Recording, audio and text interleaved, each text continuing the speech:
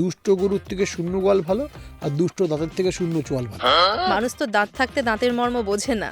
Nature যে দাঁতটা দেয় সেই দাঁতটা আমরা কিন্তু আর এক্স্যাক্টলি সেরকম দিতে পারি না। আমরা যতই ক্লেম করি, যাই বলি, পেস্ট ছাড়া ব্রাশ করা যায় কি? উত্তর হ্যাঁ। পেস্ট দেওয়া কি জরুরি? উত্তর না। আসলে পেস্ট ইউজ করাই ম্যান্ডেটরি। তুমি যদি শেভিং ক্রিম দিয়ে করো তাহলে একই এফেক্ট হবে, কিন্তু শেভিং ক্রিম দিয়ে করতে পারবে? বলেন কি? হ্যাঁ, এফেক্টটা একই। তারপরে এগুলো সব ভাওতাবাজি। কতবার বলেছি, কতবার গাল খেয়েছি, এবারও গাল খেয়েছি। বলছি তো, আমরা বড়রা কি করব, কবার দাঁত মাজবো? যে টেকনিকে মাজতে হবে, যতক্ষণ ধরে যে মেটিকুলাস প্রসেসে মাজতে হবে, সেটা আমরা কেউ করতে পারি না। তার মানে আপনি কিন্তু খুব সহজভাবে বললেন যে যদি একবার ব্রাশ করেন তাহলে রাত্রে ব্রাশ করুন। হ্যাঁ, আমি বহু মানুষকে চিনি তারা ডেইলি ব্রাশ করার পর মাউথওয়াশ ইউজ করেন, তারা ভুল করছেন। অ্যাবসলিউটলি। মানে ব্যাপারটা এরকম না, ব্লিচিং নিয়ে আমি কুলকুচি করলে, সে তো হারপিক দিয়ে মুখে ইউজ করলেও সাদা হবে। হার্ড ব্রাশ পয়সা দিয়ে খরচা করার থেকে রান্নাঘরে গিয়ে স্কচ ব্রাইট কেটে মাজাও একই রকম কাজ হবে, কারণ দুটোই দাঁত তো বাসন নয়, হার্ড ব্রাশ দিয়ে ভেজে কী হবে? মানে তার মানে কোনো মেডিকেটেড ব্রাশ যদি কেউ বলেন যে ইউজ করলে ভালো হবে, এরকম কোনো ব্যাপার নেই। এরকম ব্যাপার হয়তো আছে, কিন্তু মেডিকেটেড ব্রাশটাই তো নেই, তাহলে কি ব্যবহার করবো? মেডিকেটেড কোনো ব্রাশ হয় না। বলেন কি? আমাকে একজন ডাক্তারবাবু সাজেস্ট করেছিলেন। মানে কোথায়? ভারতবর্ষে হ্যাঁ। এরকম কিছু হয় না।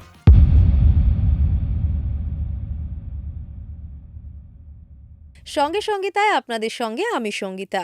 আজকের এই পডকাস্টে আমাদের সঙ্গে রয়েছেন ডেন্টিস্ট ডক্টর হিমাদ্রি চক্রবর্তী। এই পডকাস্টে আমরা আলোচনা করেছি ডেন্টাল হেলথ এবং ওরাল হেলথ নিয়ে। দাঁত নিয়ে আমাদের মনে নানান ভীতি রয়েছে, নানান প্রশ্ন রয়েছে।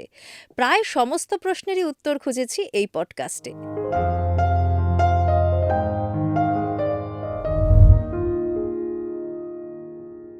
দাদা, সঙ্গে সঙ্গীতায় আপনাকে স্বাগত। নমস্কার, বলো। কেমন আছেন বলুন? ভালো আছি। কেমন আছো তুমি? আমি তো ভালোই আছি। আর আপনার সাথে এতক্ষণ কথা হচ্ছে, ভীষণ মজার মানুষ আপনি। কঠিন একটা সাবজেক্ট নিয়ে কথা বলবো, কিন্তু আপনার সাথে কথা বলে যে আমি বুঝতে পারছি যে সবকিছু উত্তর খুব সহজেই আসবে। হ্যাঁ, তা তো বটেই। মানে তার জন্য না, মানে উত্তরের তো ব্যাপার নেই, আমরা আজকে গল্প করবো। ঠিক আছে, একদম গল্প করবো। গল্প করব। দাঁত, ডেন্টাল হেলথ আজকে আমাদের আলোচনার বিষয়। মানুষ তো দাঁত থাকতে দাঁতের মর্ম বোঝে না। আপনারা তো ফিল করেন সব থেকে ভালো, তাই না? হ্যাঁ, ফিল করি। মানে বেশ কিছু পেশেন্ট আসেন যারা ধরো 65-70 হয়ে গেছে, এই তোমার কথা অনুযায়ী দাঁতের মর্ম বোঝেননি, কিন্তু যেটা প্রবলেম সেটা হচ্ছে যে তারা না মর্ম বুঝে দাঁত ছাড়াই চলে এসছেন। সব দাঁত তো চলে গেছে, এবার এসে বলে এটা খেতে পারি না, ওটা খেতে পারি না, সবাই বাড়ির লোক খাচ্ছে, তাকিয়ে আছি, আর যা খাচ্ছি সেদ্ধ খেলেও হজম হচ্ছে না। তখন মর্ম বোঝে, একটু লেটে বোঝে। তখন বুঝলে প্রবলেম হচ্ছে, আমাদের তখন দাঁত লাগিয়ে দিতে হয়। কিন্তু অসুবিধাটা যেটা, নেচার যে দাঁতটা দেয় সেই দাঁতটা আমরা কিন্তু আর এক্স্যাক্টলি সেরকম দিতে পারি না। আমরা যতই ক্লেম করি, যাই বলি, বডিতে অরিজিনাল একটা অর্গান যেরকম, সেটাকে রিপ্লেস করি, ট্রান্সপ্লান্ট করি, ইমপ্লান্ট করি, এক্স্যাক্ট দেওয়াটা ডিফিকাল্ট। তবে হ্যাঁ, এখন সায়েন্স তো আর আগের মতো না, এখন অনেকটা এগিয়েছে, যার ফলে অলমোস্ট কাছাকাছি যাচ্ছি।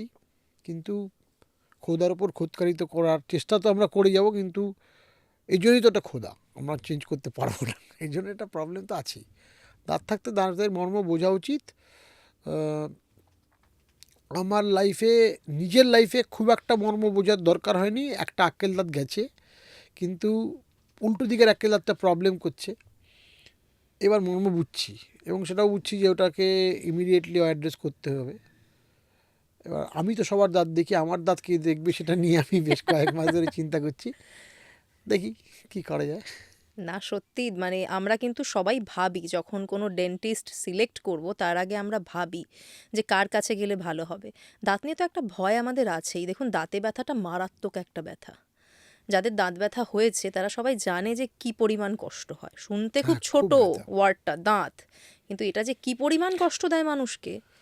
আসলে দাঁতের ব্যথা আমাদের না, ব্যথার তো খুব একটা মেজারিং কিছু নেই। ব্যথার মাতে বিভিন্ন রকম ব্যথার একটা মেজারিং স্কেল হয়, ডল বলে। 10 doll is equivalent to the maximum. মানে বলে নিয়ার ডেথ বা একদম এক্সট্রিম ক্যান্সারের 10 ডল হয়। 9 হচ্ছে প্রেগনেন্সি স্কেল। প্রেগনেন্সির সময় মানে labour pain is almost equivalent to 9। Colic pain, abdominal colic is around 8। ছোট বাচ্চাদের, না মানে বড়দের ক্ষেত্রেও। হ্যাঁ, মানে রেনাল কোলিক, ধরো একটা স্টোন হয়েছে বা গল ব্লাডারের ব্যথা বা অ্যাপেন্ডিক্সাইটিসের খুব হাই গ্রেড, এগুলো 8.5। Tooth pain is also 8.7। তাই বুঝতেই পারছো মানে কীরকম। 9-এর কাছাকাছি। হ্যাঁ, মানে সাংঘাতিক। এবং মুশকিলটা হচ্ছে দাঁতের ব্যথার একটা অসুবিধা আছে। অসুবিধাটা হচ্ছে দাঁতের ব্যথাটা শুধু কিন্তু দাঁতে থাকে না, চোখের দিকে যায়, টেম্পলের দিকে যায়, মাথা দপদপ করতে শুরু কানে করে। ব্যথা করে, গলায় ব্যথা করে, সবটা কারণ জুড়ে। এই দাঁতগুলো নার্ভ সাপ্লাইটা এরকম না। তাতে অসুবিধাটা হচ্ছে ও নার্ভ রুটে যেখানে যেখানে নার্ভ রুটটা আছে সেই সমস্ত এরিয়াগুলো ব্যথা করবে। অতএব দাঁতের ব্যথা কিন্তু শুধু দাঁতের ব্যথা নয়। যার দাঁতের ব্যথা হয়নি তাকে দাঁতের ব্যথা বলে বোঝানো সম্ভব নয়। অতএব দাঁতের ব্যথা অবধি যাওয়াটা খুব একটা ভালো এক্সপিরিয়েন্স নয়। সেজন্য আমরা তো সবসময় প্রিভেন্টিভ থেরাপির ওপর জোর দিই। অ্যাটলিস্ট দাঁতের ব্যথা হতে পারে এরকম সিচুয়েশনে যাওয়ার আগেই দাঁতের ব্যথা হওয়ার যে সিচুয়েশনটা হয় সেগুলোকে প্রিভেন্ট করা উচিত, বা হলেও আর্লি স্টেজে ট্রিটমেন্ট করে নেওয়া উচিত। কারণ সেটা না হলে একটা প্রবলেমটা হচ্ছে যে দাঁতের ব্যথা একবার শুরু হলে প্রথম কথা তো তার মানে অসুখটা বেশ শেষ দিকে গেছে। সেকেন্ড হচ্ছে এই কষ্টটা সহ্য করা, দিস ইজ টু মাচ। মানে তার জন্য প্রচুর পেন কিলার খেতে হয়, হাই ডোজের পেন কিলারও খান মানুষরা। হ্যাঁ, মুশকিলটা হচ্ছে যে পেন কিলার খেয়ে দাঁতের ব্যথা কন্ট্রোল করা সবসময় খুব প্রেডিক্টেবল নয়। পেন কিলার খেলেই যে ব্যথাটা কমবে আর কমলেও যে অনেকক্ষণ থাকবে এর কোনো গ্যারান্টি নেই, এবং থাকেও না। এটাও আমি শুনেছি অনেকের কাছে যে মানে খুব হাই ডোজ পেন কিলার খেয়েও নাকি দাঁতের ব্যথা কমানো যায়নি। বা কমছে, যতক্ষণ পেন কিলার এফেক্ট থাকছে ততক্ষণ কম থাকছে, তারপরে আবার পেন হচ্ছে। অতএব দাঁতের ব্যথার ক্ষেত্রে যেটা একটা বড় প্রবলেম সেটা হচ্ছে যে দাঁতের ব্যথা একবার ইনিশিয়েট হয়ে গেলে, অনেকগুলো কারণে ইনিশিয়েটেড হতে পারে, সেটাকে কিন্তু কন্ট্রোল করার আগে ওই এক্সপিরিয়েন্সটা খুব খারাপ, প্রচণ্ড ব্যথা হয়। আমি আপনার কাছ থেকে জানতে চাইবো, এই যে ধরুন আমাদের দাঁতে ব্যথার পর্যায়ে যাওয়ার আগে তো আমরা সিগন্যাল পাবো একটু একটু, হ্যাঁ হ্যাঁ, অনেক সিগন্যাল, বডি সিগন্যাল হ্যাঁ দেবে। হ্যাঁ নিশ্চয়ই। কি কি হতে পারে, কিভাবে বুঝবো? আচ্ছা, দাঁতের যে কারণে ব্যথাগুলো মেনলি হয়, আমি যদি ট্রমাটাকে বাদ দিই, কোনো একটা অ্যাক্সিডেন্ট হলো, দাঁত ভেঙে গেল, সেটা তো কারো প্রেডিক্টেবল নয়, কী করে অ্যাক্সিডেন্ট বুঝবো, তাই জন্য তো সেটা অ্যাক্সিডেন্ট। এছাড়া যে কারণগুলো দাঁতের ব্যথা হতে পারে তার মধ্যে সবচেয়ে বেশি যেটা হয় সেটা পালপাইটিস, মানে দাঁতে একটা ক্যাভিটি হয়েছে, সেখান থেকে দাঁতের ভিতরে যে নার্ভটা সেটা এক্সপোজড হয়ে গেছে, মানে কানেক্টেড টু দ্য এক্সটেরিয়র হয়ে গেছে, সেটার মধ্যে ব্যাকটেরিয়াল ইনগ্রেশন হয়েছে, তা থেকে ব্যথা। এর পালপাইটিসের ব্যথা কিন্তু খুব ব্যথা, মানে সাংঘাতিক ব্যথা। আর আরেকটা অসুবিধা হলো পালপাইটিসের ব্যথাটা সবচেয়ে বেশি বাড়ে হচ্ছে রাতে শোয়ার পর। কারণ রাতে নয়, মানে যে কোনো শুলেই আমাদের ভাস্কুলার বেডটা প্যারালাল টু দ্য গ্রাউন্ড হয়ে যায়, ব্লাড সাপ্লাইটা বেড়ে যায়, প্রচণ্ড ব্যথা হয়। এটা একটা মেজর কারণ। আর আক্কেল দাঁতের ব্যথাটা মেজর কারণ। হ্যাঁ, এটা তো আমি এক্সপিরিয়েন্স করেছি, আমি জানি। আমার সবাই লাইফে মানে জেনারেলি কোনো না কোনো সময় অল্প বিস্তর আক্কেল দাঁতের ব্যথা হয়েছে। ওটার সময় আক্কেল দাঁত একদম 4টে আক্কেল দাঁতই উইদাউট এনি ট্রাবল উঠে পড়েছে, এরকম মানুষের লটারি কাটা উচিত, মানে খুব লাকি সে, ভীষণ ভাগ্যবান। ভীষণ, মানে সবার হয়েছে। এবার হতে পারে তারা হয়তো দাঁতটা তুলতে হয়নি, কিন্তু দাঁতটা হয়তো বেরোনোর সময় একটু ট্রাবল দিচ্ছে কিন্তু বেরিয়ে এসছে, এরকম হতে পারে। কিন্তু ওই বেরোনোর সময় ট্রাবলটা দেবে, কম হোক বেশি হোক ট্রাবলটা দেবে।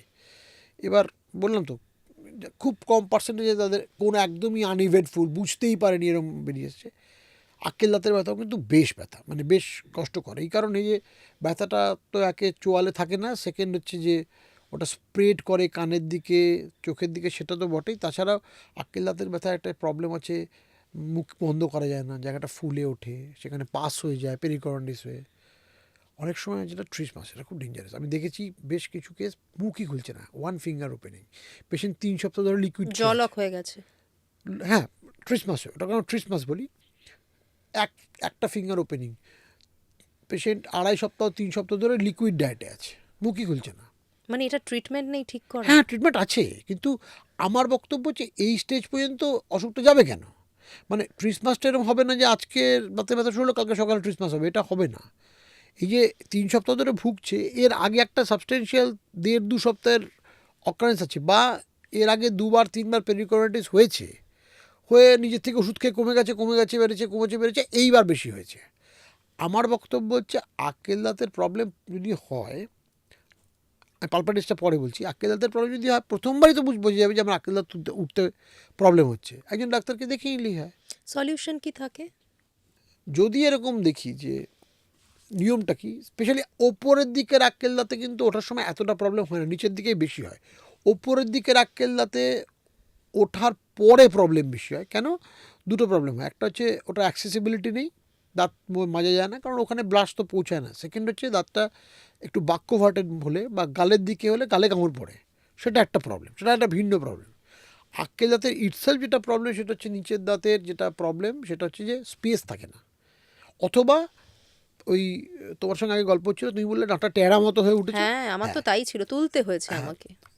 যদি দাঁতটা এরকম হয় যে ওর অ্যাক্সিসটা সোজা নয়, পাশের দাঁতের গায়ে আটকে আছে, উল্টো দিকে আছে, সেক্ষেত্রে যেটা প্রবলেম সেটা হচ্ছে যে এই এই অসুবিধাটা যেটা সেটা হচ্ছে যে যদি আক্কেল দাঁতটা উঠতে পারার আগে যে জায়গাটা দরকার সেটাও নেই, বা আক্কেল দাঁতটা এমন যে পাশের দাঁতের গায়ে আটকে গেছে, সেক্ষেত্রে কিন্তু দাঁতটাকে অধিকাংশ সময় তোলা ছাড়া কোনো উপায় থাকে না।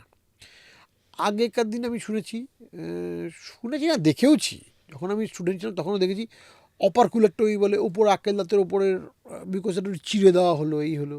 এটা কিন্তু আমরা শুনেছি। এখন এগুলো আর করা হয় না, এগুলো খুব একটা কাজ করে না, কারণ স্পেস যদি না থাকে তুমি চিড়ে দিয়ে করবে কি?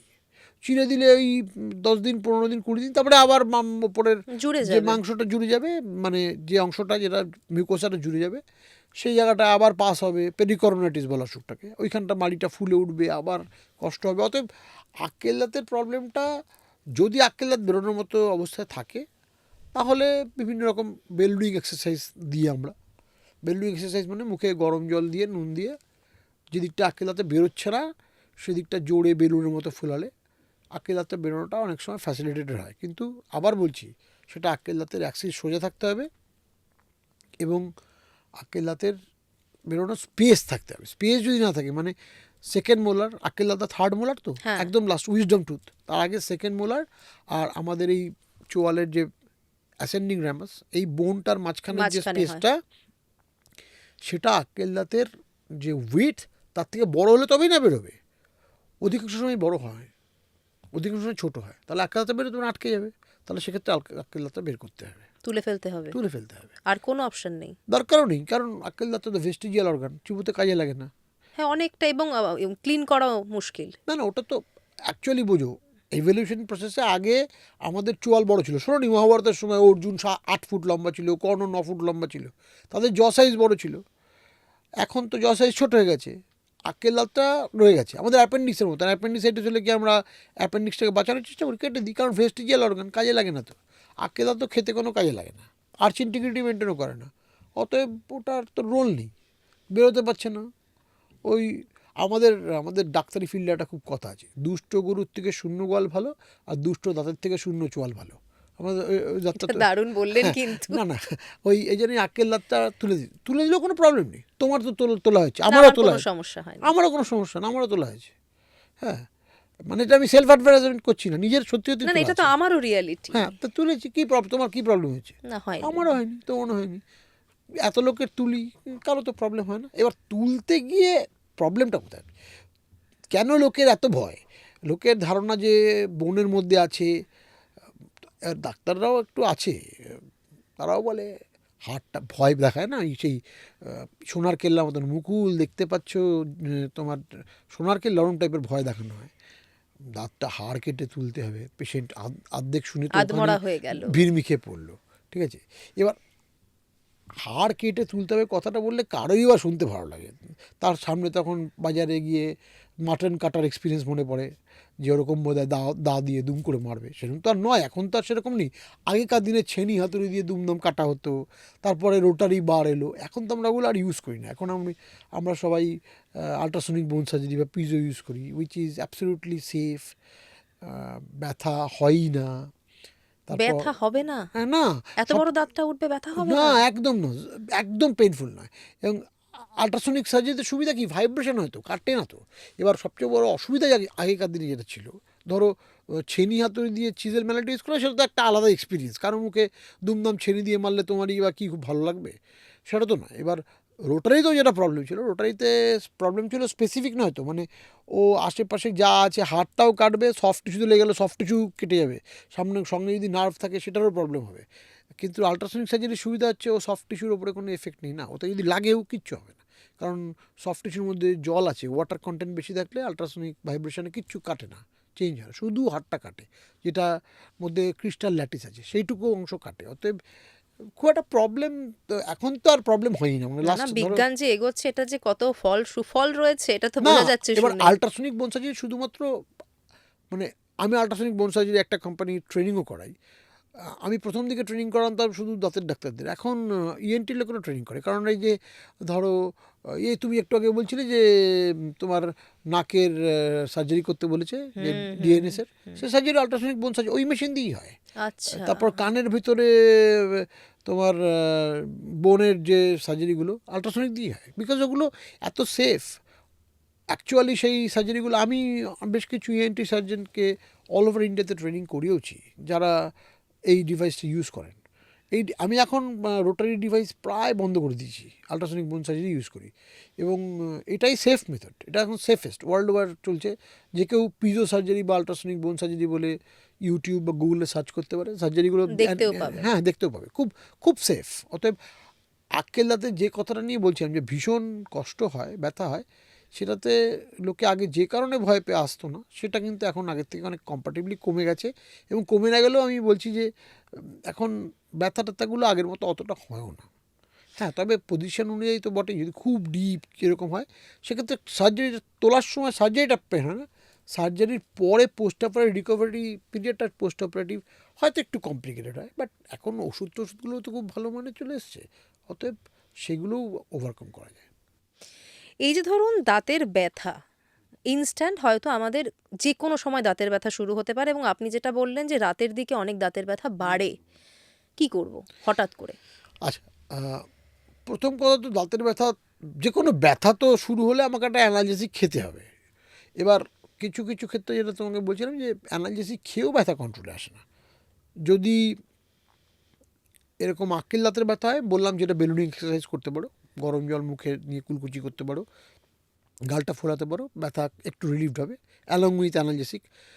আর যেটা হচ্ছে কথা, যদি ক্যাভিটি থেকে হয়, পালপাইটিসের ব্যথা, পালপাইটিসের ব্যথা কিন্তু সাংঘাতিক ব্যথা। এবার বাড়িতে ঘরোয়া উপায় যেটা করতে পারো সেটা হচ্ছে যে একটু বাড়িতে যদি একটা ক্লোভ অয়েল বা লবঙ্গের তেল থাকে, সেটা একটু কটনের একটা ছোট বল চুবিয়ে নিয়ে ওই ক্যাভিটিটার মধ্যে দিলে ইমিডিয়েট রিলিফ পাবে। কিন্তু এটা দিনের পর দিন চলতে পারে না, সাময়িক রিলিফ। একদিন দুদিনে ব্যথাটা কমে যাবে, ইমিডিয়েটলি ডাক্তার দেখাতে হবে। কারণ পালপাইটিসের ব্যথা লবঙ্গ তেল দিয়ে মানে বরাবরের জন্য ট্রিট করবে, এটা ট্রিটমেন্ট প্রসিজার নয়, এটা সিমটোমেটিক রিলিফ। মানে তোমার এটা জ্বর, বড় ইনফেকশনও তো হয়ে যেতে পারে যদি না ইনফেকশন হয়ে তো যায়, সেটা তো বলছি, মানে এইটা তো সিমটোমেটিক ট্রিটমেন্ট। তোমার জ্বর হয়েছে, তুমি আজকে রাতে প্যারাসিটামল খেয়ে কাটাতে পারো।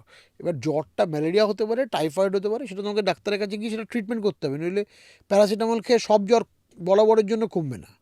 আর পালপাইটিসের ব্যথা যে কারণে হয়, অধিকাংশ সময় আইদার দাঁতটা ক্যাভিটি হয়ে এক্সপোজ হয়েছে অথবা ক্র্যাক হয়ে গেছে, সেটা তো নিজের থেকে ঠিক হবে না, এগুলো রিভার্সিবল নয়, এগুলো তোমাকে কেটে কোনো কোনো একটা ইন্টারভেনশন করতে হবে। সেটা রুট ক্যানাল ট্রিটমেন্ট হতে পারে, সেটা দাঁত হয়তো এক্সট্রাকশন হতে পারে, অথবা দাঁতটা যদি অন্য কোনো রকম ট্রিটমেন্ট করা যেতে পারে, পালপেক্টমি বাচ্চাদের ক্ষেত্রে, বা বড়দের ক্ষেত্রে অনেক সময় ভাইটাল পাল্প থেরাপি, অনেকগুলো ট্রিটমেন্ট আছে, সেরকম কিছু একটা করতে হয়। মানে এই লবঙ্গ তেলটাই আমার, মানে আগেকার দিনে ছোটোবেলায় সেই বিষহরি তেল থাকলে যেরকম ছিল যে ছাদ থেকে পড়ে যাওয়া আর কেউটে সাপে কামড়া একই বিষহরি তেল দিয়ে ট্রিটমেন্ট হবে, সেরকম হবে না। লবঙ্গ তেল দিয়ে ওই রাতটুকু পরের দিনটা তুমি চলতে পারে, তারপর ডক্টরের কাছে যেতেই হবে, সে তো বটে।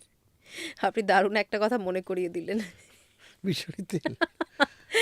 দাদা বলছি যে আপনি পালপেক্টমির কথা বললেন বাচ্চাদের ক্ষেত্রে, এটা কিন্তু একটা অদ্ভুত ইস্যু খুব সামনে আসছে যে বাচ্চাদের দাঁত আজকাল খুব খারাপ হয়ে যাচ্ছে। আমাদের সময় এতটাও ছিল না এখন যতটা দেখা যাচ্ছে। আপনার কি রিজন মনে হয় এর পেছনে? আমাদের সময় হয়তো ছিল, কিন্তু এত অ্যাওয়ারনেস, এত ডিটেকশন টুল ছিল না বলে আমরা বুঝতে পারতাম না। তার মানে এটা এখনকার প্রবলেম নয়, এটা আগেও না, না, ছিল। দেখো এই 40-50 বছরে তো একটা সায়েন্টিফিক টার্ন এতটা তাড়াতাড়ি হতে পারে না। তবে হ্যাঁ, যেহেতু আমরা সভ্যতার সঙ্গে সঙ্গে বেশ কিছুটা এগোচ্ছি, আমাদের ফুড হ্যাবিটস, লাইফস্টাইল সমস্ত কিছু চেঞ্জ হচ্ছে, বাচ্চাদেরও চেঞ্জ হয়েছে। আমাদের সময় এত স্টিকি ফুডস, এত মডিফাইড ফুডস, এত রকম চকলেটসের ভ্যারিয়েশনস, এত রকম রিফাইন্ড সুগার অ্যান্ড আইসক্রিমের ভ্যারিয়েশন কোথায় ছিল? এত অ্যাভেলেবল ছিলই না। ছিল না। অতএব তারা বেশি এক্সপোজড হচ্ছে। এবার তার সঙ্গে সঙ্গে এটাও ঠিক যে হেলথ কনসিয়াসনেসও বেড়েছে আগের থেকে, কিন্তু আমাদের মনে রাখতে হবে যে যেহেতু এত রকম প্রভিশনস ফর ওরাল ডিজিজেস বেড়েছে, প্লাস বাবা মারা অ্যাওয়ার হতে বাচ্চাদের কাছে ডাক্তারের কাছে নিয়েও যাচ্ছেন, অবশ্যই। সেজন্য হয়তো আমাদের মনে হচ্ছে, কারণ আমাদের কাছে কোনো কংক্রিট এভিডেন্স বেস স্ট্যাটিস্টিক্স নেই যে আগে বাচ্চাদের দাঁতের রোগ কম হতো, এখন বেশি হয়, এবং হলেও সেটা আমার মনে হয় মার্জিনালি বেশি হয়।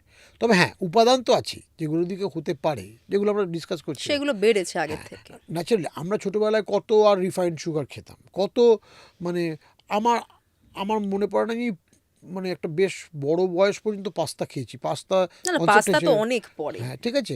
অতএব এখন বাচ্চারা ছোটোবেলা থেকে পাস্তা, পিৎজা, তারপর বিভিন্ন রকম নুডলস এগুলো খাচ্ছে, এগুলো সব স্টিকি কার্বোহাইড্রেট না, তার সঙ্গে এই যে বিভিন্ন রকম কত আইসক্রিম, রকমের ক্যান্ডি বলুন না। ক্যান্ডি, ফাজ এগুলো খাচ্ছে। ন্যাচারালি এগুলোতে তো স্টিকি কার্বোহাইড্রেট থাকলে তো এই প্রবলেমগুলো হবেই, সেটা খুব স্বাভাবিক।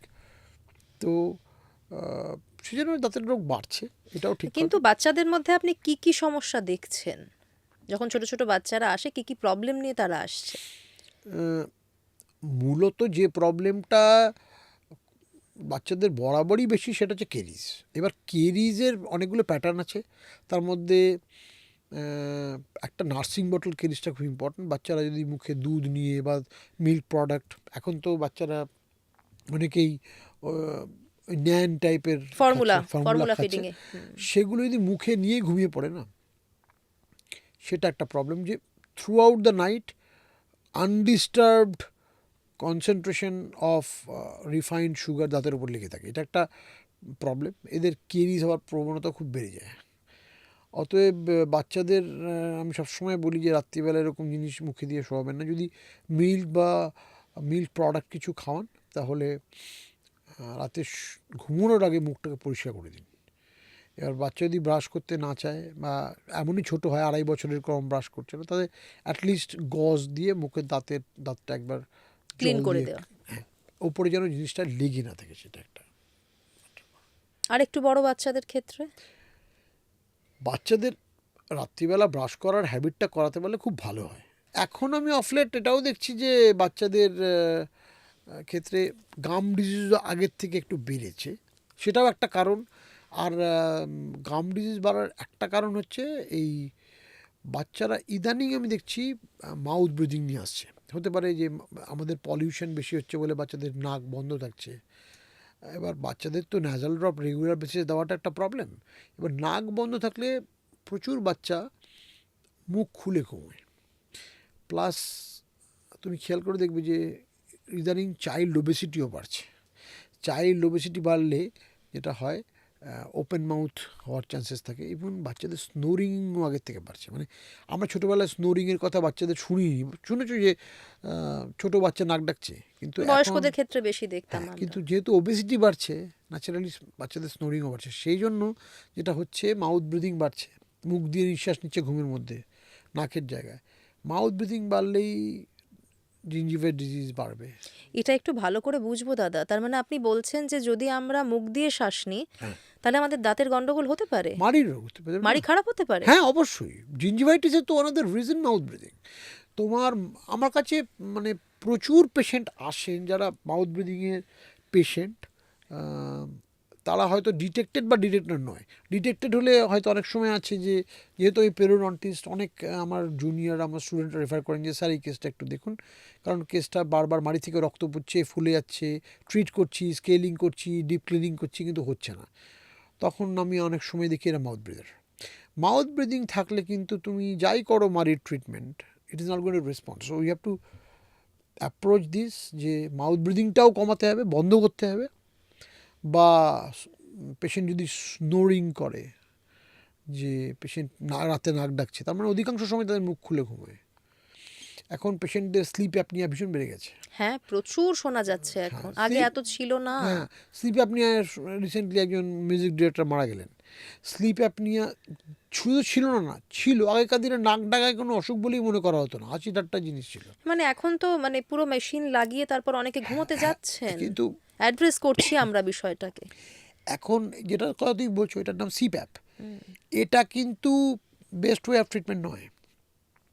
এখন যেটা ওয়ার্ল্ড ওভার খুব ইউজ হচ্ছে, যেটা আমাদের এখানে কম্পারেটিভলি একটু কম হচ্ছে, এমআরডি বা ম্যাড বলে, সেটার নাম হচ্ছে ম্যান্ডিবুলার রিপোজিশনিং ডিভাইস বা ম্যান্ডিবুলার অ্যাডভান্সমেন্ট ডিভাইস। কনসেপ্টটা কি? কনসেপ্টটা বোঝো। আমরা নাক ডাকি কেন? নাক ডাকি মানে হচ্ছে আমাদের এই এই যে ইনলেটটা আছে, এই ইনলেটটায় হাওয়াটা যখন ঢুকছে ভেতরে, হাওয়াটা ফ্রিকশন তৈরি করছে। ফ্রিকশন তৈরি করছে কেন? আমার এখানে এই রিজিয়নে ফ্যাট বেশি, আমার এয়ার ইনলেটটাকে ছোটো করে দিচ্ছে। এবার সেটা যখন ছোটোটা হয়ে যাচ্ছে তখন এয়ারটা ঢুকছে বলে ফ্রিকশন হচ্ছে, বলে ফ্রিকশনের জন্য নাক ডাকাটা হচ্ছে। এবার মুশকিলটা হচ্ছে যদি পেশেন্ট খুব ওবিজও হয় আর এখানে ফ্যাট বেশিও থাকে, পেশেন্ট যখন শোয় তার নিচের চোয়ালটা ফল ব্যাক করে, ফল ব্যাক করে এই ইনলেটটাকে আরও ছোটো করে দেয়। এইটা ছোটো করলে আরও বেশি নাক ডাকে, আরও স্লিপ অ্যাপনিয়া হয়, অক্সিজেন ঠিক মতো যাচ্ছে না, দম বন্ধ হয়ে যাওয়ার মতো একটা তখন সিচুয়েশন হয়। সিপ্যাপ কি করে, যেটা তুমি কথা বলছিলে সিপ্যাপের কথাই বলছি। সিপ্যাপটা না মানে একটা বাইপাস ডিভাইস, মানে ও কী করে বাইরে থেকে জোরে হাওয়া নিয়ে সোজা ভিতরে দিয়ে দেয়। এটা কিন্তু হলিস্টিক ট্রিটমেন্ট নয়, এটা একদম হলিস্টিক ট্রিটমেন্ট নয়। হলিস্টিক ট্রিটমেন্টটা অন্যরকম, যেহেতু আমাদের এখানে ইউজ হতো না তার জন্য এটা পপুলার নয়, প্লাস একটু কমার্শিয়াল রিজন আছে সিপ্যাপ ইউজ করার। হলিস্টিক অ্যাপ্রোচটা কিন্তু এমএডি বা এমআরডি। এমআরডি কী করে? একটা ডিভাইস যেটা ওপরের চোয়ালের দাঁতের সঙ্গে নিচের চোয়ালের দাঁতের ওপরে দুটোতে কাভার লাগানো হয়, এবং ওপরের চোয়ালটা ম্যাক্সিলাটা তো আমাদের ক্রেনিয়াল বেসের সঙ্গে ফিক্সড, ওটা তো মুভ করে না। এবার যখন যদি ওপরটার সঙ্গে আমি নিচেটাকে লাগিয়ে দিই, এখানে দুটো ক্লিপ দিয়ে দুটোকে কানেকশন করা আছে, যখনই নিচের চোয়ালটা ফল ব্যাক করতে চেষ্টা করে ওপরের চোয়ালটাকে হোল্ড করে রাখে, তাহলে পিছিয়ে যেতে পারবে তাহলে না। পিছিয়ে যেতে পারবে না, ইনলেটটা ছোটো হবে না, নাক ডাকাটাও বন্ধ হয়ে যাবে, স্লিপ অ্যাপনিয়াটাও বন্ধ হয়ে যাবে। এই ডিভাইসগুলো খুব একটা ইন্ডিয়াতে পপুলার ছিল না, আস্তে আস্তে পপুলার হচ্ছে। খুব কস্টলি। না, সিপ্যাপের থেকে অনেক কম দাম, আচ্ছা, লোকে জানে না তো, জানেই না। এমআরডি বলে, এমএডিও বলে, এমআরডি বলে, ম্যান্ডিবুলার রিপোজিশনিং ডিভাইস, ম্যান্ডিবুলার চন্দ্র নিচে চোয়ালটা, বা ম্যান্ডিবুলার অ্যাডভান্সমেন্ট ডিভাইস, ওটা পিছিয়ে আছে, সেটাকে অ্যাডভান্স করে রাখে। ট্রেনিং থাকতে হবে তো, এই তো সবে আস্তে আস্তে ইন্ডিয়াতে আসা শুরু হয়েছে, কনসেপ্টটা নেই না ন্যাচারালি। কিরকম খরচ হতে পারে একটা আইডিয়া দিন। দেখো, সিপ্যাপের দাম এক একটা ধরো 45-50 হাজার টাকা, এটা করতে লাগে 30-32 হাজার টাকা যদি কাস্টমাইজড হয়। আর যদি কাস্টমাইজ না হয় তাহলে তো অনেক কম দাম, 20 হাজার টাকা মতো দাম। কাস্টমাইজড মানে আমি বলছি সবার আর্চ ফর্ম, এগুলোর কিছু প্রোটোটাইপ বাজারে কিনতে পাওয়া যায়, সেটা যদি আর্চ ফর্মে ফিট করে গেল খুব ইজি, থার্মোপ্লাস্টিসাইজ করে গরম জলে দিয়ে আমরা নিজেরাই মুখে ফিট করে দিতে পারি, ওগুলোর দাম কম, 20,000, 18-20 হাজার টাকা দাম। যদি কাস্টমাইজড হয়, যেটা একদম তোমার জন্য আলাদা করে হয়, সেটা ওই 30-32 থাউজেন্ড পড়ে, তাও সিপ্যাপের থেকে 15,000 টাকা কম তো। এবং আপনি বলছেন যেটা অনেক ইজি প্রসেস। হ্যাঁ, ইলেকট্রিক কানেকশন নেই, তুই কোথাও বেড়াতে যাচ্ছ, আনইজি হয় তো সিপ্যাপ মেশিন লাগিয়ে হ্যাঁ, যারা ঘুমোচ্ছেন তাদের জন্য শুধু তাই ভীষণ নয়, তুমি আনইজি একটা হয়। সিপ্যাপ ঘাড়ে করে নিয়ে সেই এভারেস্ট অভিযাত্রীদের মতন এদিক থেকে ওদিক দৌড়াচ্ছ, আর এটা এইটুকু টোটাল ওজন কত, 25 গ্রাম 30 গ্রাম, ছোট্ট দুটো ডিভাইস, সেটা কোনো প্রবলেমই নেই এর। এই জিনিসটা বিভিন্ন কোম্পানির পাওয়া যায়, ইন্ডিয়াতে পপুলার এক সবে শুরু হয়েছে।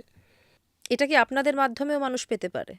হ্যাঁ, আমাদের মাধ্যমে, এগুলো বাজারে এরকম কিনতে পাওয়া যায় না, আচ্ছা, আমাদের মাধ্যমেই তো নিতে হবে। মানে জিনিসটা এরকম, মানে রেডিমেড প্যান্ট শার্টের মতন না, গেলাম এই একটা 3টে সিপ্যাপ দিন তো একটা ফ্রি হবে কিনা, এরকম না, এরকম পাওয়া যায় না, মানে 3টে এরকম এমআরডি বা এমএডি পাওয়া যাবে না। বা বলছি তো অধিকাংশ সময়ই কাস্টমাইজ করতে হয়, কাস্টমাইজ করাটা নিয়ম আছে, কাস্টমাইজ করার জন্য দুটো জকে মাপ নিতে হয় বা স্ক্যান করতে হয়, তারপর অ্যাডভান্সমেন্ট পজিশনে নিয়ে সেটাকে আবার আবার স্ক্যান করতে হয়, স্ক্যান ফাইলটা দিলে ওটা 3D প্রিন্টিং হয়ে বেরিয়ে আসে জিনিসটা। বুঝতে পেরেছি। স্ক্যানটা বাড়িতে করবে কি করে? না, সেটা তো করা পসিবল নয়। যদি ধরুন রেডিমেড রয়েছে অলরেডি, সেটা কারো ফিট করে গেল, সেটা একদম আলাদা ব্যাপার। কিন্তু সেটাও মানে আমাদেরই জিনিসটা সেটা তার আপনাদের মুখের কাছ মতো করে থেকেই ফিট নিতে করতে হবে, কারণ জিনিসটা এরকম নয় জিনিসটা খাপের মতো পড়ে দাঁতের মতো তো তৈরি করতে হবে। রেডিমেডটাও একটা মোল্ড আছে, মোল্ডটাকে অ্যাডাপ্ট করে দিতে হয়, অ্যাডাপ্টটা আমরা করে দিই। আচ্ছা, কিন্তু এটা একটা নতুন বিষয় জানলাম। এই বিষয়ে কিন্তু খুব একটা কথা হয় না। হ্যাঁ, কারণ জিনিসটা প্র্যাকটিস না হলে কি করে কথা হবে? তুমি জিজ্ঞেস করলে বলে আমি বললাম, মানে তুমি শুনবে অধিকাংশ সময় যারা তুমি যদি একটা সার্ভে করো যে যারা স্লিপ অ্যাপনিয়ার জন্য ডায়াগনোজড এবং তারা কী ধরনের ডিভাইস ইউজ করছে, তাদের মধ্যে 99% লোক বলবে আমরা স্লিপ অ্যাপ ইউজ করছি। কারণ এই ডিভাইসটার নাম হয়তো অধিকাংশ লোক শোনেনি, এমএডি বা এমআরডি বলে। একদম নতুন। দাদা, আমরা আরেকটা বিষয় আমি আপনার কাছ থেকে জানতে চাইবো। এই যে আমরা দাঁত নিয়ে কথা বলছি বা ওরাল হেলথ নিয়ে কথা বলছি, দাঁত মাজা প্রসঙ্গেও আপনি একটা কথা বললেন যে কোনো স্টিকি খাওয়ার পর দাঁতটা ক্লিন করার কথা। বাচ্চাদের যেরকম ধরুন যারা ফর্মুলা খাচ্ছে তাদের কথাও আপনি বললেন। আমরা বড়রা কি করব, কবার দাঁত মাজবো? আমরা তো সবাই বলি দিনে 2বার দাঁত মাজা উচিত। আসলে একবার মাজলে হয়, কিন্তু একবার মাজাটা না, যে টেকনিকে মাজতে হবে, যতক্ষণ ধরে যে মেটিকুলাস প্রসেসে মাজতে হবে, সেটা আমরা কেউ করতে পারি না। সেজন্য ওয়ার্ল্ড ওয়াইড রেকমেন্ডেড দিনে 2বার মাজা উচিত। এবার অনেকে আছে যে রাতে দাঁত ব্রাশ করেন না, আবার কেউ কেউ আছেন সকালে দাঁত ব্রাশ করেন না, কেউ কেউ আছে দুবেলাই করেন।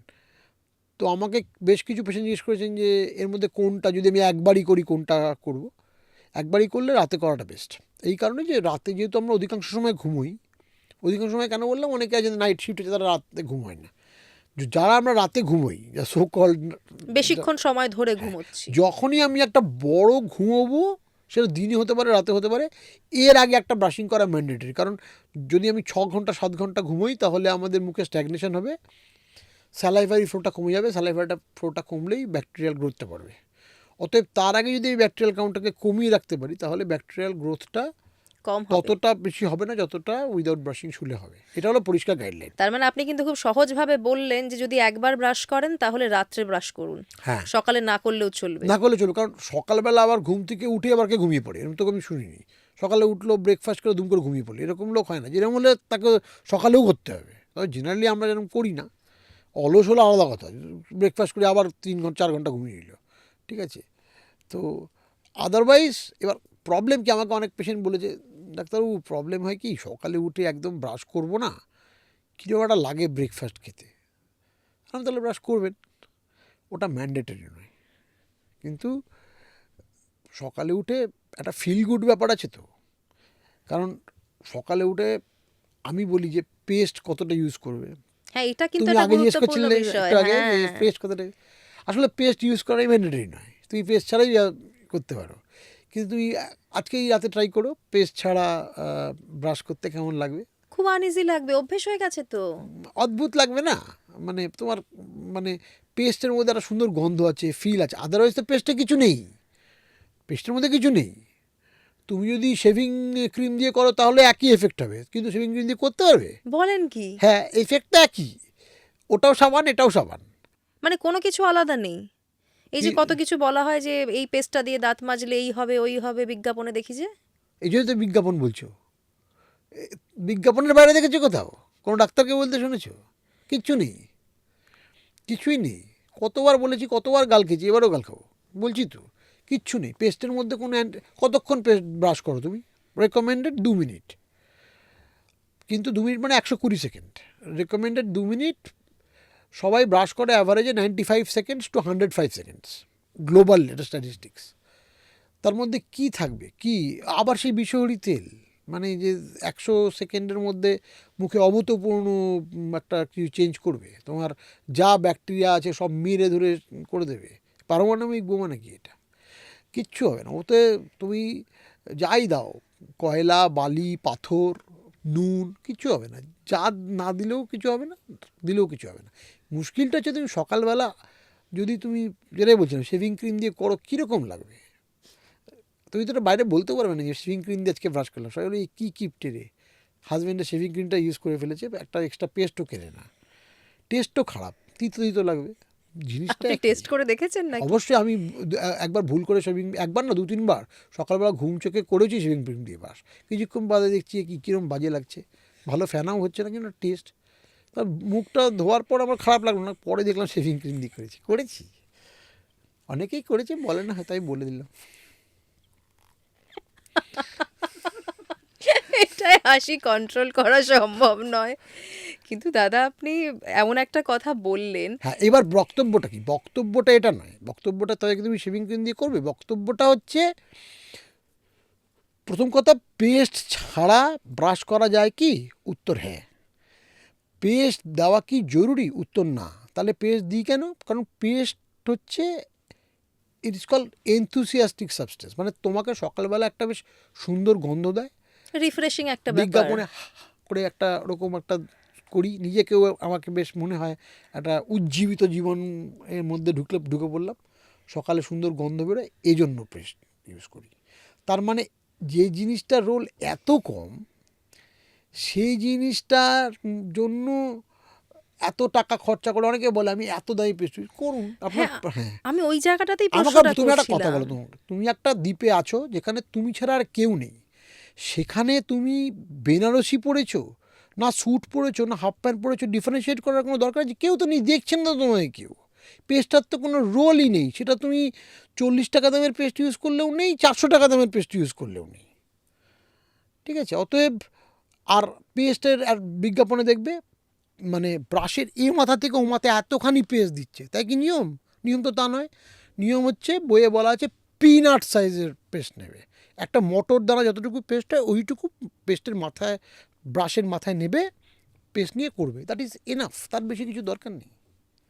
বিজ্ঞাপন দেখে কিন্তু তার মানে আমরা বোকাই হচ্ছি দাদা, কেননা এত রকমের পেস্ট, তার এত ভ্যারাইটি, কোনোটা দাঁত সাদা করছে, কোনোটা সমস্ত প্লাক রিমুভ করে দিচ্ছে, তার মানে এগুলো সব ভাঁওতাবাজি।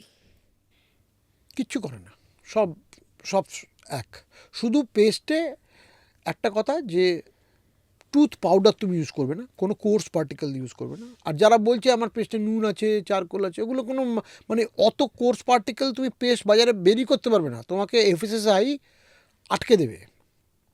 পেস্টের একটা গুণগত মানের চেক করার জন্য কতগুলো ইনগ্রেডিয়েন্ট চেক এর ফ্যাক্টর আছে, কত ওর পার্টিকেল সাইজ হবে, কি হবে, সেটা তুমি অত পার্টিকেল সাইজ দিলে লাভই হবে না। আর একটা ব্যাপার হচ্ছে, একটা জিনিস দেখার, পেস্টে কী থাকলে পেস্টটা কিনবে না, সেটা হচ্ছে, এখন বোধহয় ইন্ডিয়াতে আর খুব একটা ব্র্যান্ড নেই, যদি কোনো পেস্টে ট্রাইক্লোজান থাকে। ট্রাইক্লোজান। ট্রাইক্লোজান একটা সাবস্টেন্স যেটা এখনও ইউজ হয় না তা বলবো না, হয়, বডি ডিওড্রেন্টে হয়। ট্রাইক্লোজান কিন্তু প্রুভেন কার্সিনোজেন। ট্রাইক্লোজান থেকে ক্যান্সার হয়, এই জন্য ওয়ার্ল্ডের অধিকাংশ দেশ ট্রাইক্লোজানকে পেস্টে ব্যান করে দিয়েছে। ট্রাইক্লোজান এখন বোধহয় ভারতবর্ষে নেই কোনো পেস্ট যেটা ট্রাইক্লোজান আছে, কারণ এফএসএসআই তাকে মান্যতা দেয় না। ট্রাইক্লোজান যদি কোনো পেস্টে এখনও থেকে থাকে, কিছু মাউথ ওয়াশে আছে, সেই মাউথ ওয়াশগুলো তো একদমই লিখি না আমি। বাজারে অ্যাভেলেবেল। এখনও অ্যাভেলেবেল ট্রাইক্লোজান। আমি তাদের জিজ্ঞাসা করেছি কেন তোমরা এটা বের করো, বলে হ্যাঁ স্যার আমরা ফেজ আউট করে তুলে নেব, বাজারে এখনও অ্যাভেলেবেল। এটা তো রিস্কি। অবশ্যই, ট্রাইক্লোজান যে প্রুভেন কার্সিনোজেন। আর এই মাউথ ওয়াশেরই বা কতটা গুরুত্ব, আমরা কিন্তু না, মাউথ ওয়াশ, একটা কথা বলি, মাউথ ওয়াশ কিন্তু তুমি মাউথ ওয়াশ কিন্তু কোনো ছেলে খেলা করার জিনিস, এটা প্রেসক্রিপশন মেডিকেশন, তুমি ইউজ করতে পারবে না যতক্ষণ না ডাক্তার তোমাকে দেবেন, কারণ কোনো মাউথ ওয়াশই 2 থেকে 3 সপ্তাহের বেশি ব্যবহার করতে পারবে না, এনি সার্কামস্টেন্সেস। কোনো ডাক্তার লেখেন না যদি প্রপারলি সে জানেন, কারণ প্রত্যেকটা মাউথ ওয়াশের সাইড এফেক্ট আছে, কারণ এটা একটা মেডিকেশন। এবার মাউথ ওয়াশ যদি তুমি মনে করো যে তোমার মুখে একটা একটা ফ্রেশ ব্রেথের জন্য দরকার হয়, once in a while you can use, কারণ মাউথ ওয়াশ ইউজ করার দরকার না, কিছু মাউথ ফ্রেশনার পাওয়া যায় হুইচ আর লেজিটিমেট, সেটা ইউজ করতে পারো, কিন্তু mouth wash is used for certain purpose. আমি বহু মানুষকে চিনি তারা ডেইলি ব্রাশ করার পর মাউথ ওয়াশ ইউজ করেন, তারা ভুল করছেন। অ্যাবসলিউটলি, একদম না, একদম না, without prescription mouth wash use করা যাবে না, এবং করলেও সেটা 2 থেকে 3 সপ্তাহের বেশিও নয়, প্রেসক্রিপশনেও 2-3 সপ্তাহের বেশি নয়। কি ক্ষতি হতে পারে? প্রচুর ক্ষতি হতে পারে, প্রচুর ক্ষতি হতে পারে, in the sense mouth wash থেকে দাঁতে টার্টার হতে পারে, প্রচুর টার্টার হতে পারে, দাঁত কালো হয়ে যায়, প্যারোটিড সোয়েলিং হয়, অ্যাজিউসিয়া হয়, টেস্ট চলে যায়, খাওয়ার টেস্ট পাবে না তুমি। এবার মাউথ ওয়াশের তো একটা সার্টেন, প্রত্যেকটা মাউথ ওয়াশ একটা ওষুধ, তার একটা অ্যাক্টিভ কেমিক্যাল ইনগ্রেডিয়েন্ট আছে। তুমি মানে লাইফে কটা অ্যান্টিবায়োটিক, অ্যান্টিমাইক্রোবিয়াল প্রোডাক্ট, তো ব্যাকটেরিয়াকে মারে। এবার প্রবলেম হচ্ছে যে, মুশকিলটা আমি বলি তোমাকে, তুমি কি এটা খেয়াল করে দেখেছো যে কিছু কিছু অ্যান্টিবায়োটিক খেলার সময় পেট খারাপ হয়ে যায়? হ্যাঁ, তার জন্য এখন আবার ল্যাক্টোব্যাসিলাস সঙ্গে এক্স্যাক্টলি, দেওয়া তার মানে হয়। তোমাদের সঙ্গে একটা প্রোবায়োটিক দিতে হয়। তার মানে অ্যান্টিবায়োটিক্স বা অ্যান্টিমাইক্রোবিয়ালরা খুব স্পেসিফিক্যালি, যেরকম তোমার প্যাথোলজিক ব্যাকটেরিয়াকেও মারে, প্যাথোজেনিক ব্যাকটেরিয়াকেও মারে, সেরকম আমাদের বডির মধ্যে সারা বডিতে বিভিন্ন জায়গায়, মুখ থেকে শুরু করে গাটে বিভিন্ন জায়গায় প্রচুর ব্যাকটেরিয়া আছে যেগুলো আমাদের জন্য খুব উপকারী, হ্যাঁ, আমরা গুড ব্যাকটেরিয়া গুড বলি। ব্যাকটেরিয়া, যেগুলো ওই যে প্রোবায়োটিক দেওয়া হয় সেগুলোর জন্য। তো এই অ্যান্টিমাইক্রোবিয়াল গুড ব্যাকটেরিয়াগুলোকেও মারে না। তো ন্যাচারালি তোমার ওরাল এনভায়রনমেন্টে তুমি তো বুঝতে পারছো না কাকে মারছে। তুমি বন্ধু শত্রু সবাইকে এক ধারে মেশিন গান দিয়ে গুলি করে মেরে দিলে, এবং ডেলি। প্রত্যেক দিন মারছো। অতএব তোমার মুখের ব্যাকটেরিয়াল ইকোলজিটাই পুরো তুমি চেঞ্জ করে দিচ্ছ। তাহলে এই গুড ব্যাকটেরিয়াগুলোকে তুমি বাঁচাবে কি করে? যদিও এখন বাজারে ওষুধ এসছে যে গুড ব্যাকটেরিয়া সাপ্লাই করা হচ্ছে, আমি ব্র্যান্ড নাম বলতে পারবো না, ইন্ডিয়াতে একটি মাত্র ওষুধ অ্যাভেলেবেল, সেটা একটা 4 ট্যাবলেট রাত্রিবেলা খেলে মুখে ভালো ব্যাকটেরিয়া বাড়ে। ল্যাক্টোব্যাসিলাস প্যারাকিজি বলে একটা ব্যাকটেরিয়া সাপ্লাই করে, কিন্তু সেটাও বলা আছে যে 4 to 6 উইক্সই খেতে হবে, তার বেশি নয়। তারপর বন্ধ করে দিতে হবে, মানে বন্ধ কোনো করে। কিছুর উপরই ফুল ডিপেন্ডেন্সিটা ঠিক নয়। না, এবার তুমি যদি মনে করো রেগুলার বেসিসে তুমি কীভাবে প্রোবায়োটিক সাপ্লাই করতে পারো, কারণ আমরা ওরাল ক্যাভিটিতে প্রিবায়োটিক দিতে পারি না। প্রিবায়োটিক আর প্রোবায়োটিকের ডিফারেন্স হলো, প্রিবায়োটিক হচ্ছে সেই সাবস্টেন্সগুলো যেগুলো ওই যে ভালো ব্যাকটেরিয়া তাদের ফুড, আর প্রোবায়োটিক হলো ইটসেলফ ব্যাকটেরিয়াটা, ঠিক আছে? এবার প্রোবায়োটিকের জন্য তুমি, তোমাকে যেটা বললাম, ওষুধ যদি ইউজ করতে না চাও, যেটা করা উচিত নয়, তাহলে সেক্ষেত্রে যেটা করতে পারো, সেক্ষেত্রে প্রোবায়োটিক তুমি হোমমেড প্রোবায়োটিক করতে পারো। কাঞ্জি বললে হয়, কাঞ্জি কাঞ্জি খাই যেটা আমরা, তুমি সাউথ ইন্ডিয়ানরা খায় মেনলি। না, নর্থ ইন্ডিয়ানও খায় কাঞ্জি। তুমি প্রিপারেশন জানো তো? হ্যাঁ কীরকম হ্যাঁ করতে হ্যাঁ, হয়? মানে ওরা সর্ষে দিয়ে, বিট, এবং গাজর বিট, দিয়ে হ্যাঁ হ্যাঁ হ্যাঁ। কাঞ্জি তুমি 3 দিন রোদে রেখে দিলে ওটা ফার্মেন্টেড হয়ে কাঞ্জি হবে। প্রোবায়োটিক আমি অফলেট কিছু পেশেন্টকে দিয়ে দেখেছি, খুব ভালো এফেক্ট হয়েছে। তুমি কাঞ্জিটা মুখে রাখবে, কাঞ্জিটা মুখে খাওয়ার আগে keep it for 45 seconds to 1 minute in your mouth, swish this, it will supply you good bacteria. মানে কাঞ্জিটা মুখে নিয়ে কুলকুচি করব, কুলকুচি করে ফেলবে না, রাখলেই হবে। মুখে রাখবে, তারপরে গিলে নাও, 45 seconds হোল্ড করো, so that it supplies you good bacteria, fermented তো, সেই জন্য কাঞ্জি ইউ ক্যান ইউজ।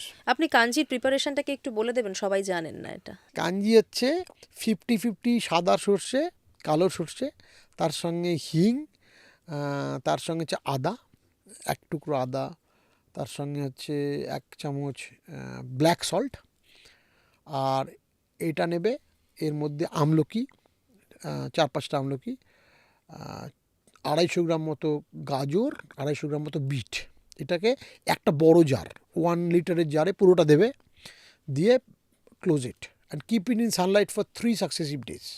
3 দিন মানে 3 দিন মিনিমাম, তারপরে তুমি যে কোনো পিরিয়ডে রোদে রাখতে পারো, তাহলে ফার্মেন্টেশন বেশি হবে, ব্যাকটেরিয়াল কাউন্টও বাড়বে। এবার এটা তুমি খাবে, প্রত্যেক দিন সকালে খেতে পারো। আচ্ছা, এবার এর দুটো পার্টি খাওয়া যায়, তুমি ভেজিটেবলগুলো খেতে পারো, কিন্তু প্রোবায়োটিকের মেন ব্যাকটেরিয়াল কনসেন্ট্রেশনটা লিকুইডটা থাকে। এই লিকুইডটা প্রত্যেক দিন তুমি খেতে পারো, কিন্তু যখন খাবে তার আগে 45 seconds to 1 minute মুখে রাখবে, keep it in your mouth, তাহলে ওটা লোকাল প্রোবায়োটিক সাপ্লাই করবে। এটা কিন্তু তুমি লং টার্ম ইউজ করতে পারো, এটা দাঁতের জন্য এবং মাড়ির জন্য খুব ভালো। খুব ভালো, এটা খুবই ভালো। এই কাঞ্জির এই প্রিপারেশনটা ভীষণ ভালো। এটা রাখলে তুমি ন্যাচারাল প্রোবায়োটিক সাপ্লাই করলে, সেক্ষেত্রে তুমি বাড়ি থেকে কোনো আর্টিফিশিয়াল স্ট্রেন দিচ্ছ না, ন্যাচারাল প্রোবায়োটিকে, এতে কিন্তু দাঁত এবং মাড়ির জন্য বেশ ভালো। এবার দাঁত এবং মাড়ির জন্য এগুলো বলছে না, অনেক মিথও আছে, মানে যেরকম ধরো আমরা ব্রাশিং নিয়ে বলছিলাম, আমার কাছে অহরহ প্রশ্ন আসে, পেশেন্টরা জিজ্ঞেস করেন যে গাম ম্যাসেজ করা কি উচিত? এর কোনো সায়েন্টিফিক এভিডেন্সই নেই, মানে ওরকম ম্যাসেজ করে ব্লাড সাপ্লাই বাড়িয়ে দেবো, এই কনসেপ্টটাকে, প্রথম কথা ব্লাড সাপ্লাই আমি বাড়াবো কেন মাড়িতে, এরকম কোনো দরকার নেই। যা ব্লাড সাপ্লাই নেচার আমাকে দিয়েছে দ্যাট ইজ এনাফ। আর ম্যাসেজ করে ব্লাড সাপ্লাই বাড়িয়ে দেওয়া, সেটা যদি হয়ও সেটা ক্ষণস্থায়ী হবে, তার কোনো লং টার্ম এফেক্ট নেই। অতএব গাম ম্যাসেজ কেউ শখে করতেই পারে, কিন্তু এটার কোনো সায়েন্টিফিক রেকমেন্ডেশন নেই। আরও না, মানে প্রশ্ন আমাকে অনেকে জিজ্ঞেস করেন, অনেকেই অয়েল পুলিং বলে একটা টেকনিক আছে। হ্যাঁ, কোকোনাট অয়েল পুল করে অনেকে সকালবেলায় ঘুম থেকে উঠে। এবার এরও কোনো সায়েন্টিফিক বেসিস নেই। প্রথম কথা তো অয়েল পুলিং আমাদের ডেন্টিস্ট্রিতে কোথাও নেই। এটা আমি শুনেছি যে, আমি একদিন অয়েল পুলিং নিয়ে পড়ছিলাম, এটা অ্যাকচুয়ালি হোমিওপ্যাথিতে একটা ট্রিটমেন্ট মেথড, আয়ুর্বেদের মধ্যেও আছে বলছে। কিন্তু এর আবার কোনো সায়েন্টিফিক মেথড নেই। মানে অনেকে এটা এগুলো না ইন্টারনেট সেন্সেশন, মানে প্রচুর ইউজ হচ্ছে, যেগুলোর কোনো সায়েন্টিফিক এভিডেন্স বেস নেই, যে এরকম আমাদের কোনো স্টাডি নেই যে যারা অয়েল পুলিং করেন বা যারা অয়েল পুলিং করেন না, এই দুটো গ্রুপের মধ্যে যদি আমরা একটা ক্রস ওভার স্টাডি করে দেখি যে এদের অয়েল পুলিং করলে ভালো কিছু এফেক্ট আছে কিনা, কমপ্লিটলি দেখা গেছে ইটস এ প্লাসেবো, মানে অনলি প্লাসিবো। অনলি প্লাসেবো। মানে এর আমাদের যে কটা প্যারামিটার আমরা ওরাল হাইজিনের জন্য বা ওরাল হেলথের জন্য দেখি, তার মধ্যে ডেন্টাল হাইজিন, গাম হাইজিন, গাম হেলথ, কোনোটাতেই খুব একটা অ্যাডভান্টেজিয়াস কিছু দেয় না। কোকোনাট অয়েলের মধ্যে কি কোনোভাবে প্রোবায়োটিক বা প্রিবায়োটিক রয়েছে? সেটা কি ফ্যাক্ট হতে পারে? না, নেই তো, এরকম নেই তো। মানে প্রোবায়োটিক বা প্রিবায়োটিক না, মানে প্রোবায়োটিকের কথা বলছি, অয়েল বেশ কিছু তৈরি হওয়া খুব মুশকিল আছে। অ্যাকুয়াস মিডিয়াম না হলে ব্যাকটেরিয়া হয় না। অয়েল মিডিয়াতে ব্যাকটেরিয়া খুব একটা ভালো গ্রো করে না, কোনো অয়েলই করে না। কোকোনাট অয়েল তো করেই না, মানে এরকম নেই, এরকম কিছু নেই। তার মানে এটা একটা মিথ খানিকটা। হ্যাঁ, আমরা কখন জিনিসগুলোকে ডিসকার্ড করি তখনই যদি আমরা খুব এক্সট্রিম খারাপ এফেক্ট পাই। মানে আমি অনেককে এটাও বলতে শুনেছি, ডাক্তারবাবু পেস্টের মধ্যে বেকিং সোডা ইউজ করে দেখবো যে সাদা হয় কিনা দাঁত। এটা বলে তো, অনেকে বলে যে একটু নুন নেবে, তেল নেবে, একটু বেকিং সোডা দেবে, তারপর দাঁত মাজবে, খুব সাদা হবে দাঁত। হ্যাঁ, এবার ব্যাপারটা তা নয়। ব্যাপারটা হচ্ছে যে এই যে প্রপোর্শনটা বলছো তুমি, প্রথম কথা হচ্ছে বেকিং সোডা একটা করোসিভ সাবস্টেন্স, ওর মাত্রা তারতম্যে দাঁত সাদা তো ছেড়ে দাও, আমার আশেপাশে তো মিউকোসা সেগুলো পুড়ে যাবে না, পুড়ে একদম, তখন একটা সাংঘাতিক। আমি পেয়েছি তো পেশেন্ট বেকিং সোডা ইউজ করেছে, মুখে আলসারেশন নিয়ে এসছে, ঘা হয়ে যাবে। হ্যাঁ হয়েছে। এবার প্রবলেমটা হচ্ছে দাঁতটা যেভাবে তার যে স্টেন হয়, সেটা বেকিং সোডা দিয়ে তোলা সম্ভব না। আর কারো কারো দাঁতে যে সত্যি সত্যি হলুদ, তাদের তো অনেকগুলো 33টা শেড আছে, তার মধ্যে কারো একটু ইয়েলোইশ হতে পারে। এবার আমার বক্তব্য হচ্ছে ইউ অ্যাকসেপ্ট দ্যাট। যদি অ্যাকসেপ্ট নাই করবেন, তাহলে তার জন্য টেকনিক আছে, ডেন্টাল ব্লিচিং বলে, সেটা অন্যরকম মেথড। সেটার জন্য কেমিক্যালস লাগে, হাইড্রোজেন পারঅক্সাইড বা কার্বনমাইড পারঅক্সাইড লাগে, কিন্তু সেটা একটা সার্টেন সেট প্রোটোকলের মধ্যে ব্লিচিং করতে হয়। মানে ব্যাপারটা এরকম না ব্লিচিং নিয়ে আমি কুলকুচি করলে, সে তো হারপিক দিয়ে মুখে ইউজ করলেও সাদা হবে, কিন্তু হারপিক ইউজ করার একটা স্পেসিফিক জায়গা আছে, মুখের মধ্যে তো ইউজ করবে, যা পেলাম হাতের কাছে সাদা করলেই, তাহলে তো এনামেল সাদা রং পেন নিয়ে দাঁতে ঘষে দিলেও সাদা হবে, সেটা আমি করতে পারি না। মানে তুমি হাসছো হারপিকটা শুনে, তুমি বলো না বেকিং সোডাটা, রিয়ালিটি। হ্যাঁ, মানে হারপিক দিলেও তোমার দাঁতটা সাদা হবে, মানে যে জিনিসটা সাদা হয় ওটা যদি সাদা হয় দাঁত কেন হবে না? কিন্তু তারপরে তুমি বোঝো আশেপাশে স্ট্রাকচারটার কী অবস্থা হবে। এই ক্লেম তো আমাদের ভারতবর্ষে ছিল যে কোনো ব্র্যান্ড যে তারা মানুষকে ফর্সা করে, সেগুলো এখন বন্ধ হচ্ছে আস্তে আস্তে, গভর্নমেন্ট ইন্টারভিন করতে বাধ্য হচ্ছে। দাঁত সাদার ব্যাপারেও এবার দাঁত সাদার ব্যাপারে না কিছু ফর্মুলেশন বিভিন্ন কমার্স সাইটেও পাওয়া যায়। হ্যাঁ, কিনতে পাওয়া যায় এবং তারা বলে যে বাড়িতেই ট্রাই করতে পারেন, খুব ভালো রেজাল্ট পাবেন, ডক্টরের কাছে যাওয়ার দরকার নেই। আমি দেখেছি মোটেই ভালো রেজাল্ট হয় না, ওগুলো গুলগাপ্পা। কারণ অধিকাংশ সময় লাগিয়ে দেখেছি কিছুই রেজাল্ট হয়নি। ওই 48 আওয়ার্স ঠিক আছে, পার্টি মেকআপের জন্য ঠিক আছে, একদিন দুদিনের জন্য। ক্ষতিকর নয় তো? না, ওগুলো তো হাইড্রোজেন পারঅক্সাইডই থাকে, খুব লো পার্সেন্টেজ, 8-9%, ওই ফর 72 আওয়ার্স। পার্টি মেকআপের জন্য ঠিক আছে, that cannot be a permanent solution. Even professional bleaching is not a permanent solution. মানে কেউ যদি ভাবে দাঁত সাদা মানে একবারে সারা জীবনের জন্য সাদা গেলো, তা নয়। দাদা, আমাদের স্কিনে ব্লিচিং করা স্কিনের জন্য ভালো নয়, দাঁতে ব্লিচিং করা কি ভালো? দাঁতে ব্লিচিং করা ভালো কি না বলতে পারবো না, সব খারাপ নয়, কিন্তু এটাও ঠিক কথা, মানে ব্লিচিং করার পর যে একদম কোনো প্রবলেম হয় না তা নয়। ব্লিচিং করার পর সেন্সিটিভিটি হয়, হুইচ ইজ অলসো নর্মাল। সেক্ষেত্রে অ্যান্টি সেন্সিটিভ পেস্ট দেওয়া হয়, তাতে সেন্সিটিভিটি কিছুটা কমেও, কিন্তু সবার ক্ষেত্রে যে হয় তা নয়, কিন্তু অনেকের ক্ষেত্রে ব্লিচিং করলে হয়, কিন্তু সেটা রিভার্সিবল, ঠিক হয়ে যায়। আমরা প্রোবায়োটিক নিয়ে কথা বলছিলাম। অনেক সময় আমরা শুনি যে ভোরবেলায় সকালবেলায় খালি পেটে জল খাওয়া ভালো ব্রাশ করার আগে, তাহলে গুড ব্যাকটেরিয়া আমাদের মুখে যেটা থাকে সেটা আমাদের পেটে যায়, that is good for our gut. এটা কি সত্যি? না, আমার বক্তব্য হচ্ছে, এটা আমি দু একবার শুনেছি যে গুড ব্যাকটেরিয়া মুখের মধ্যে সবসময় আছে, সেটা হঠাৎ করে সকালবেলাটা খালি পেটে জল খেলেই কেন পেটের মধ্যে যাবে? ঢোক গিলে তো সারাদিন ধরে যাওয়ার কথা। সকালবেলা খালি পেটে জল খাওয়ার অন্য কোনো বাস্তবতা বা অন্য কোনো ভালো এফেক্ট থাকতে পারে, কিন্তু গুড ব্যাকটেরিয়া পেটের মধ্যে যাবে। সারা রাত সে আমার মুখে ছিল, হঠাৎ আমি পেটে চালান করে দিলে সেটা খুব ভালো হবে। এবং সবচেয়ে বড় কথা মনে রাখতে হবে, মুখের ব্যাকটেরিয়া মুখের ব্যাকটেরিয়া তার ভালো এফেক্ট খারাপ এফেক্ট মুখেই যথেষ্ট। সেটা পেটে গেলে স্টমাকের মধ্যে ওই ব্যাকটেরিয়াটা গিয়ে সার্ভাইভ করবে কী করে? স্টমাকের পিএইচ তো একদমই কম, হাইলি অ্যাসিডিক। ওই ব্যাকটেরিয়াটা স্টমাকের মধ্যে গিয়ে সার্ভাইভ করা খুব মুশকিল। যে কারণে আমাদের যেখানে প্রোবায়োটিকগুলো দেওয়া হয় না, সেগুলো ক্যাপসুলেটেড ফর্মে থাকে। প্রোবায়োটিক ট্যাবলেট হয় না, প্রোবায়োটিক ক্যাপসুল হয়, যেগুলো স্টমাক এনভায়রনমেন্টে খোলেই না, ক্যাপসুলগুলি ইন্টেস্টাইনে খোলে, সেইখানে ব্যাকটেরিয়া সাপ্লাই করে। অতএব ওই ব্যাকটেরিয়া শুদ্ধ জল আমি গিলে ফেললাম, সেটা গিয়ে স্টমাকে অ্যাসিডের মধ্যে পড়লো। ওই অ্যাসিডটা সাংঘাতিক কড়া অ্যাসিড। অতএব তার মধ্যে ব্যাকটেরিয়া বেঁচে থাকাটা খুব ডিফিকাল্ট। অতএব এই কনসেপ্টটা কতদূর ঠিকঠাক কনসেপ্ট, এবার ডাক্তারি হচ্ছে এমন একটা জিনিস যার ব্যাপারে পৃথিবীতে সবচেয়ে বেশি আজে বাজে কনসেপ্ট চলে। সবাই ডক্টর। হ্যাঁ, এক্স্যাক্টলি। বিভিন্ন রকম। আর ইন্টারনেট ফ্লারিশ করার পর, সোশ্যাল মিডিয়া আসার পর তো সাংঘাতিক, মানে যে যা পারছে করছে। আমাদের মুশকিল হচ্ছে কি, আমরা ডাক্তার হয়ে তো এই জিনিসগুলো বলতে পারি না, কারণ আমাদের ট্রিটমেন্টগুলো এখন ওয়ার্ল্ড ওভারই না একটু এভিডেন্স বেস দরকার হয়। আমি যখন বলছি তার পিছনে একটু পিয়ার রিভিউড জার্নালে আর্টিকেলটা বেরিয়েছে, বইয়ে কোথাও লেখা আছে। আমি তো আকাশ থেকে কথা বলতে পারবো না। তো হ্যাঁ, এরকম, আপনি তো একটা দায়িত্ব রয়েছে আপনার, সেই জায়গা থেকে আপনি না না জেনেই এটা বলবেন। বলতে পারবো না। সেই জন্যই বলছি যে এরকম সকালে উঠে খালি পেটে জল খাওয়ার খুব একটা ইউটিলিটি আছে বলে আমার মনে হয় না, স্পেশালি গুড ব্যাকটেরিয়া পেটের মধ্যে গেলে। এরকম কোনো স্টাডিও নেই যে, আর গুড ব্যাকটেরিয়া সারাদিনই পেটে যেতে পারে। হঠাৎ সকালবেলায় এরকম তো হয় না যে ওরা সকালে দল বেঁধে পেটে যাওয়ার জন্য রেডি হয়ে লাইন দিয়ে দাঁড়িয়ে পড়লো আর জল দিয়ে কোত করে চলে গেলো পেটে, এরকম তো হবে না। মানে সারাদিন অন্য জায়গায় লুকিয়ে আছে, সকাল ভোরবেলায় ওরা ঘুম ভেঙে উঠে চল রে পেটে যাই জল খাই বলে, এটা ঠিক নয়। আমার মনে হয় এই কনসেপ্টটা খুব একটা ঠিক নয়।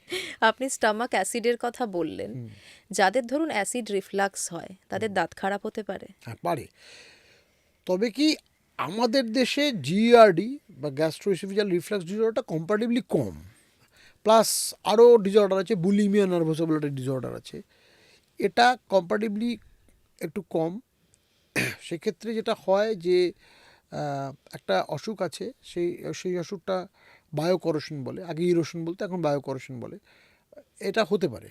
তবে আমাদের দেশে কম্পারেটিভলি আমি কেস কম দেখেছি।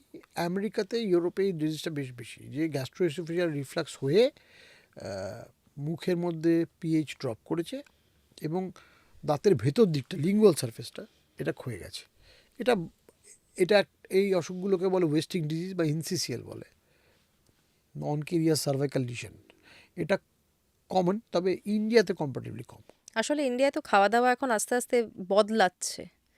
আমরা তো এখন ওয়েস্টার্ন খাওয়া দাওয়াটা ফলো করছি অনেকেই, তো সেক্ষেত্রে আমাদের সেই রিস্কটা হলেও হতে পারে। হ্যাঁ, কিন্তু ব্যাপারটা হচ্ছে জিআরডি তুমি বাদ দাও, যেটা বুলিমিয়া বলছিলাম, বুলিমিয়াটা কিন্তু একটা নার্ভাস ডিসঅর্ডার, মানে in the sense psychological disorder. Bulimia nervosa, সেটা আমাদের দেশে, সেটা টিনেজারদের খুব হয় ওদের দেশে, স্কুল গোয়িং পপুলেশনে বেশ হয়। মানে অনেকক্ষণ ধরে খায় না বা কিছু, তারপরে একবারে অনেকটা খেয়ে রিজার্জুলেশন করে। আমাদের দেশে বুলিমিয়া কম্পারেটিভলি কম, হয় না বলছি না, তবে আমি খুব একটা বেশি দেখিনি। মানে তবে এই ডিসঅর্ডারগুলোতে হতে পারে ইরোশন, হতে পারে। সেটা সম্ভব। হ্যাঁ, কিন্তু অনেকেই আমাদের এখানে এসে কমপ্লেন করেন যে আমার লিভার খারাপ হয়ে গেছে, আমার পেটের প্রবলেম আছে, সেখান থেকে দাঁতটা খারাপ হয়েছে। এটা 99% ক্ষেত্রে ভুল। কারণ এটা মানে আমি যে তুমি যে অসুখটার কথা বললে, গ্যাস্ট্রোইসোফেজিয়াল রিফ্লাক্স ডিসঅর্ডার, এটা কিন্তু খুব কমন নয়। মানে একদম স্টমাক থেকে অ্যাসিড পুরোটা উঠে এসে মুখ অবধি আসছে, এটা খুব কমন ডিসঅর্ডার নয়। আমরা মাঝে মধ্যে শুনতে পাই, অনেকেই আমাদের বাড়ির বয়স্ক মায়েরা বাবারা বলেন যে গলা জ্বালা করছে, গলা জ্বালা করছে, ডক্টর তখন বলেন যে অ্যাসিড রিফ্লাক্স হচ্ছে। সেই হ্যাঁ, জায়গা থেকে আমি আপনার কাছ থেকে এটা হ্যাঁ, জানতে কিন্তু চাইলাম। একদম রিফ্লাক্স হয়ে পুরো মুখ অবধি চলে এসছে, এটা সেটা কম পাওয়া যায়। কম্পার্টেন্ট। দাদা, দাঁত নিয়ে আমাদের অনেক রকম ধারণা রয়েছে মানুষের। অনেকে বলেন যে একটা সময় যখন আমরা নিম দাঁতন দিয়ে দাঁত মাজতাম, দাঁত সব থেকে ভালো ছিল। এই কথাটার কোনো বাস্তবতা আছে কি? আসলে আমরা না একটা এটাকে বলে গোল্ডের এরা হ্যালুসিনেশন, আমরা ভাবি স্বর্ণযুগে সব কিছু ভালো ছিল। আমি আজকেই একজন ইন্টারভিউ শুনছিলাম, তিনি বলছিলেন অ্যারিস্টটলও বলেছিলেন যে ধুর পরের জেনারেশনটা একদম খারাপ হয়ে গেছে। আমি বলছি এই কারণে বলছি, পরের জেনারেশনটা খারাপ হয়ে গেছে, আমাদের সময় সবচেয়ে সব কিছু ভালো ছিল। তার পরের জেনারেশনে কিন্তু অ্যারিস্টোফেনেসও ছিলেন। অতএব আগেকার দিনেই সব ভালো ছিল, এটা আমাদের একটা হ্যালুসিনেশন, এটা কিন্তু সবসময় ঠিক নয়। এখনই আমরা বাকি খারাপ আছি। এবার নিম দাঁতন দিয়ে দাঁত ভালো ছিল, এই কনসেপ্টটা এই কারণেই ছিল যে তখন দাঁত ভালো ছিল কি ছিল না এটা বোঝার জন্যই সায়েন্সটা এমন জায়গায় ছিল যে সেটা বুঝতেই পারতো না ভালো আছে কি নেই। কারণ আমি বেশ কয়েকবার বলেছি বিভিন্ন জায়গাতে যে নিম দাঁতনের কনসেপ্টটা কেন ছিল, তখন তো ব্রাশ পাওয়া যেত না, তাই নিম দাঁতন ব্যবহার করতো। এবার নিম দাঁতন ভালো এইটা বোঝার আগে আমাদের বুঝতে হবে নিম দাঁতনের কনসেপ্টটা কী। একটা নিমের এরকম একটা কাঠির মতো পাওয়া যায়, সেটাকে নিয়ে বেশ কিছুক্ষণ চিবিয়ে তারপর সেটা দিয়ে দাঁত মাজে। সেটার মাথাটা একদম ঝাঁটার মতো। এবার সেটা এতটাই কোর্স, সেটা দিয়ে দাঁত মাজলে, কারণ নিম দাঁতনের আমাদের বেশ কিছু ইন্ডিয়ান স্টাডি আছে, কারণ ইন্ডিয়ান স্টাডির ওপরে আমাদের ভরসা করতে হয় তো, কারণ বিদেশে কেউ নিম দাঁতন ব্যবহার করেন না। কেউ নিম ভোরবেলা উঠে একজন ইউরোপিয়ান নিম গাছে উঠছে, এটা তো খুব একটা কমন দেখা যায় না। এবার নিম দাঁতনের মেন প্রবলেমটা যেটা হলো, এই ঝাঁটার মতন জিনিসটা দিয়ে রাস্তা ঝাড় দিল ঠিক আছে, কিন্তু দাঁতটাকে ঝাড় দিয়ে পরিষ্কার করে দেবো মার ঝানুমার করে, এটা করলে এটা প্রবলেম। আমি বেশ কিছু দাঁতনের পেশেন্ট পেয়েছি এবং ইন্ডিয়ান স্ট্যাটিস্টিক্সও আছে, এদের দাঁতটা পরিষ্কার হতে পারে বটে, কিন্তু এনামেল বলে আর কিছু থাকে না। মানে ঝাড় দিয়ে পুরো এনামেলটাই, রাস্তা তুমি রোজ ঝাড় দাও, কিছু না কিছু পিচ তো উঠবেই। এখানে তো মুখে তো আর পিচ নেই, মুখে এনামেলটা আছে। এবার এনামেল না খুব একটা অদ্ভুত জিনিস। এনামেলটা হচ্ছে কোহিনুরের মতো, ইন্ডিয়া থেকে সে যে একবার নাদিরশা চুরি করে নিয়ে গেল আর ইন্ডিয়ায় ফিরল না। এনামেল যদি একবার যায় ও সারা জীবনের মতো কিচ্ছু করার নেই। যা গেছে তা যাক, ও গেছে, ও আর ফিরবে না। আর এনামেল তো তৈরি হয় না। এখন রিসেন্টলি শুনছি, তুমিও সোশ্যাল মিডিয়ায় দেখেছো, জাপানে নাকি দাঁতের এনামেল বানিয়ে দেবে। এরকম আমি প্রচুর দিন ধরে শুনছি, মানুষের কিডনি বানানো হবে, লিভার বানানো হবে, ব্রেন বানানো হবে, সম্পূর্ণ মানুষই ক্লোন করে ফেলা হবে। হ্যাঁ, লেজার দিয়ে এমন যুদ্ধ হবে, মঙ্গল গ্রহে আমরা রকেট পাঠাতে পারবো। এগুলো কিছু হচ্ছে না, এগুলো হবেও না। কারণ প্রবলেমটা হচ্ছে এই যে প্রজেক্টগুলো ল্যাবরেটরি বেসিসে হয় না, এগুলোকে হিউম্যান ইমপ্লিমেন্টেশন করতে গেলে যা কস্ট অফ থেরাপি পড়বে, সেটা সাধারণ মানুষের পক্ষে বেয়ার করা পসিবল নয়। এবার আমি একটা ভাবলাম যে কলকাতা শহরে গাড়ি করে যেতে অনেক সময় লাগে, মাটির থেকে 30 ফুট ওপরে একটা জিনিস দিয়ে চালাবো, যেটা চাকা লাগবে না, উড়ে চলে যাবে, হতে পারে। কিন্তু তার দাম যদি 10 কোটি টাকা হয়, তাহলে কি আমরা সাধারণ লোকেরা ব্যবহার করতে পারবো না। অতএব এই ধরনের রিসার্চই থাকে। অতএব এনামেল আমার মনে হয় না যে আগামী 10-15 বছর এনামেল কি 20 বছরেও এনামেল বানানো সম্ভব হবে। অতএব আমার এনামেল চলে গেলে আবার এনামেল বানিয়ে নেবো, এই চিন্তাভাবনা না করে নিমের দাঁতন টাইপের কোনো ধরনের, ইভেন হার্ড ব্রাশ, ঠিক আছে, হার্ড ব্রাশ দিয়ে অনেকে, সত্যি হার্ড ব্রাশ যে কেন বানায় আমি এখনও বুঝিনি, ঠিক আছে। হার্ড ব্রাশ পয়সা দিয়ে খরচা করার থেকে রান্নাঘরে গিয়ে স্কচ ব্রাইট কেটে মাজাও একই রকম কাজ হবে, কারণ দুটোই দাঁত তো বাসন নয়, হার্ড ব্রাশ দিয়ে ভেজে কী হবে। ব্রাশ শুধুমাত্র সফট ব্রাশই ব্যবহার করতে হবে, আর বাকি কোনো ব্রাশেরই কোনো ফাংশন নেই। বাকি দাঁত করলে এলোমেলো ব্রাশ হবে, মাড়ি কাটবে, ছড়বে, দাঁতের এনামেল ক্ষয়ে যাবে, তাতে দাঁতের ডাক্তার দুটো পয়সা হবে সে ফিলিং করে, কিন্তু দাঁতটা তো যা যাওয়ার তার যাবে। এই ব্রাশ নিয়েও কিন্তু মানুষের মধ্যে খুব চলে, ডিলেমা চলে যে কি ধরনের ব্রাশ ইউজ করব।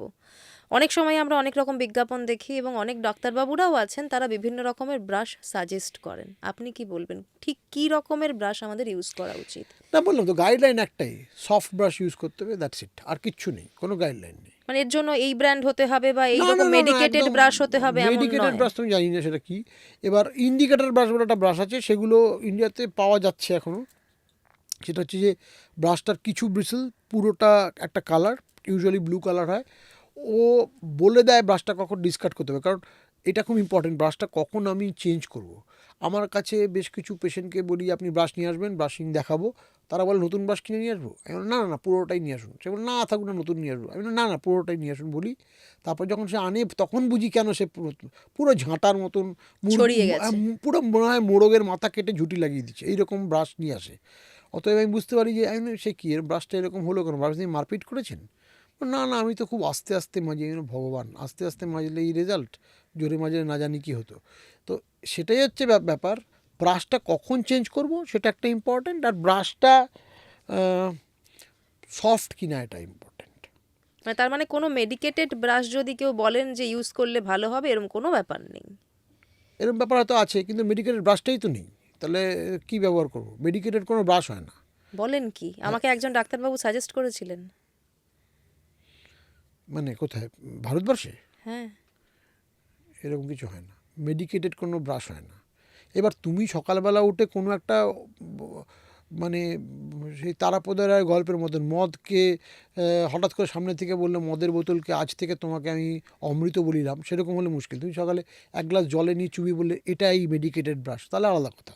কিন্তু না, মেডিকেটেড, কলকাতা শহরে এমন ডক্টরস আছেন যারা মেডিকেটেড ব্রাশ বিক্রি করেন। কিন্তু মেডিকেটেড কোনো ব্রাশ হয় না। মেডিকেটেড ব্রাশ স্বপ্নে থাকতে পারে, আদতে নেই। ব্রাশ শুধুমাত্র এরকম হতে পারে, ব্রাশ না মাউসেদঙ্গের বেড়ালের মতন, মানে বেড়াল ইঁদুর ধরে কিনা সেটা দেখার দরকার আছে।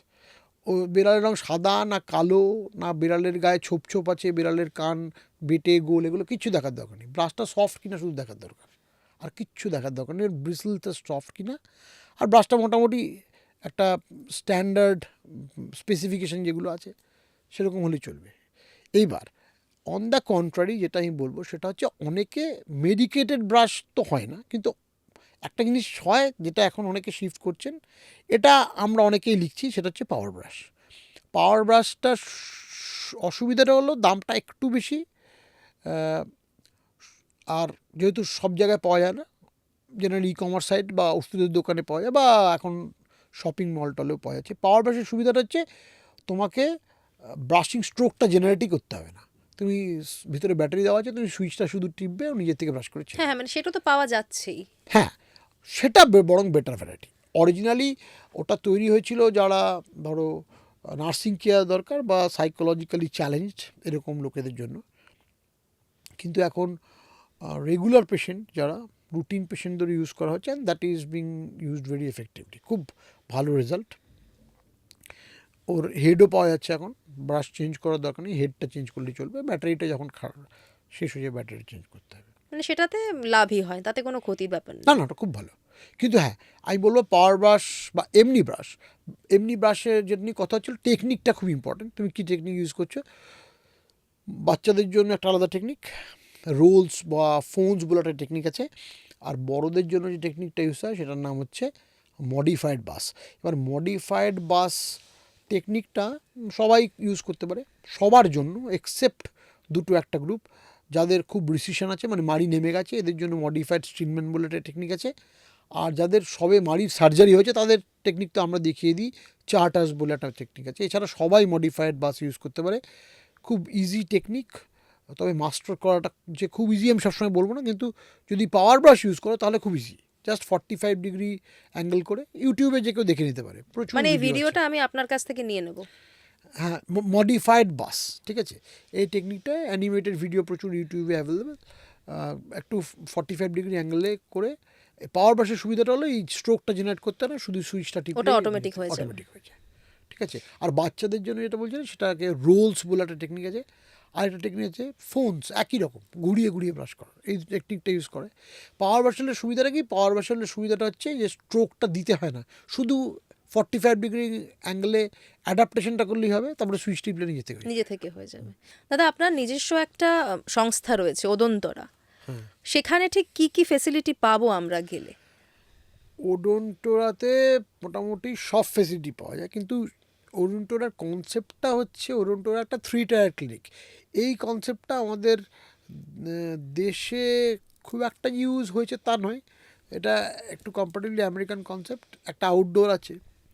এবার আউটডোরটার সুবিধাটা হচ্ছে আউটডোরটা খুব বেস রেট থেকে দেখানো যায়। মাত্র 50 টাকা লাগে ওটার ওপিডি স্ক্রিনিংয়ের জন্য।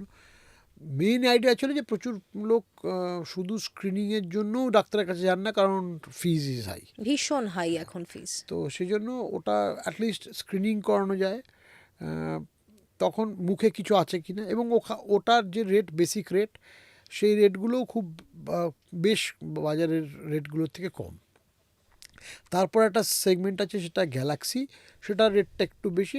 আর ওপরে কিছু স্পেশালাইজ ট্রিটমেন্টটা যেটা আমি করি, মাল্টিভার্স বলে, সেটায় এবার ওডোন্টোরার কনসেপ্টটা হচ্ছে যে, যেহেতু তুমি ডিসকাস করছিলে যে ডেন্টিস্ট্রি রেটগুলো বেশ হাই। ভীষণ, এবং সত্যি সত্যি এটা বাস্তব একটা সিচুয়েশন। মানুষ কিন্তু ভয় পান এখন ডেন্টিস্টদের কাছে যেতে। সেজন্যই ডিফারেন্ট ট্রিটমেন্টকে, গ্রেডকে আমরা ডিফারেন্ট রেট স্কেলে রেখেছি, যেন সাধারণ ট্রিটমেন্টগুলোর জন্য খুব বেশি এক্সপেন্স করতে না হয়। হ্যাঁ, মানে তুমি যদি একটাই স্কেল রাখো, সেক্ষেত্রে যেটা হয়, যে ট্রিটমেন্টগুলো খুব বেসিক জেনারেল ট্রিটমেন্ট, সেগুলোর রেট হাই হয়ে যায়।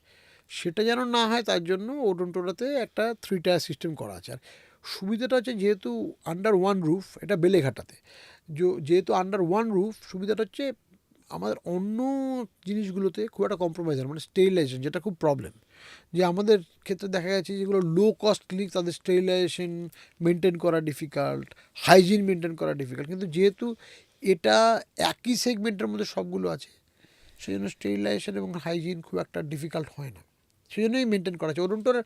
কারণ আমাদের ওডোন্টোরার পেশেন্ট সংখ্যাও প্রচুর। তার একটা কারণ যে আমরা সোসাইটির সমস্ত সেগমেন্টকে অ্যাড্রেস করতে পারি। মানে কি কি ট্রিটমেন্ট হয়? সব হয়, এভরিথিং। Cosmetic surgeries? হ্যাঁ, না, যেগুলো ধরো, যেগুলোতে আমাদের অ্যাডমিশন লাগে, সেগুলো হয় না।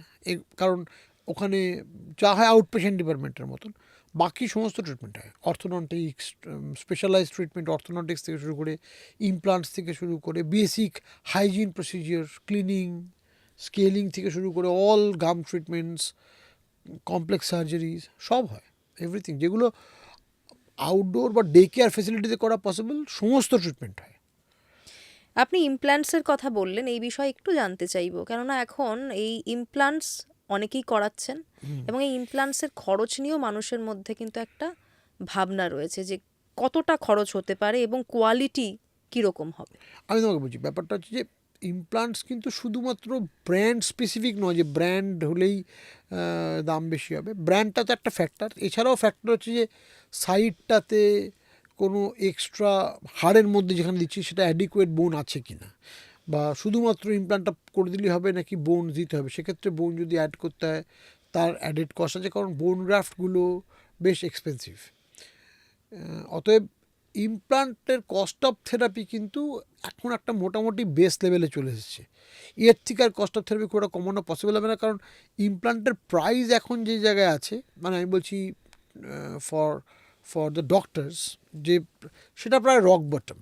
মানে এর থেকে কমে আর ইমপ্লান্টোলজি খুব একটা হবে বলে মনে হয় না। ইমপ্লান্টের, তুমি জানো, ইমপ্লান্ট শুধু যদি ইমপ্লান্ট বলো, এর কস্ট রেঞ্জিং ফ্রম 20 to 40,000, এতটা বড় range, according to procedure, according to brand. সেটাই বলছিলাম যে ইমপ্লান্ট প্রসিজিওরটা না ব্ল্যাঙ্কেট প্রসিজিওর নয়। মানে একটা ইমপ্লান্টই একটা যে কোনো বোনের মধ্যে করে দিলে হবে না। এরকম সময় বোন কম বেশি থাকতে হবে, কবে দাঁতটা তুলেছে, কেন তুলেছে, তার উপর ডিপেন্ড করছে সেখানে বোন আছে কি নেই। বোন না থাকলে একরকম, বোন থাকলে একরকম। সেই জন্য রেঞ্জ অফ ট্রিটমেন্ট থেরাপিটা এরকম, প্রাইসটা ডিফারেন্ট হয়।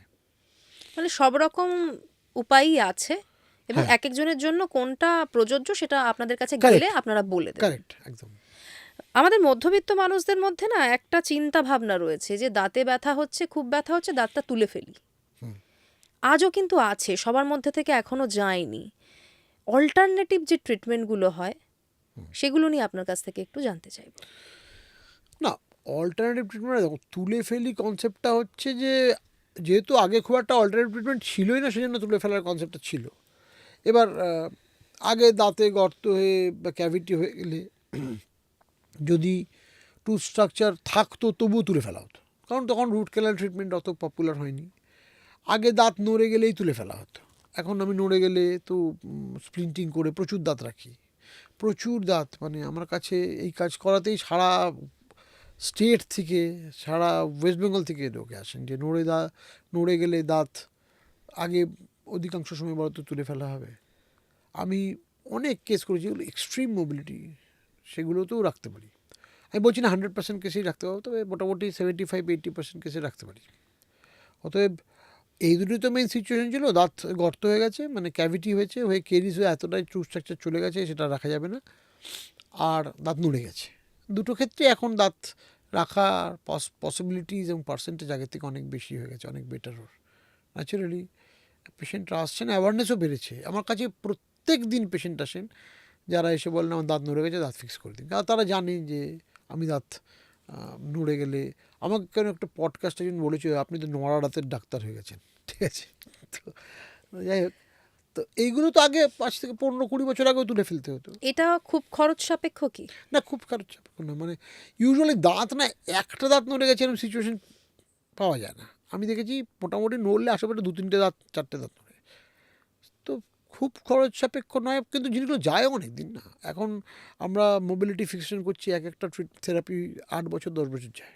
এবার মোটামুটি পার্মানেন্টই হয়ে যাচ্ছে।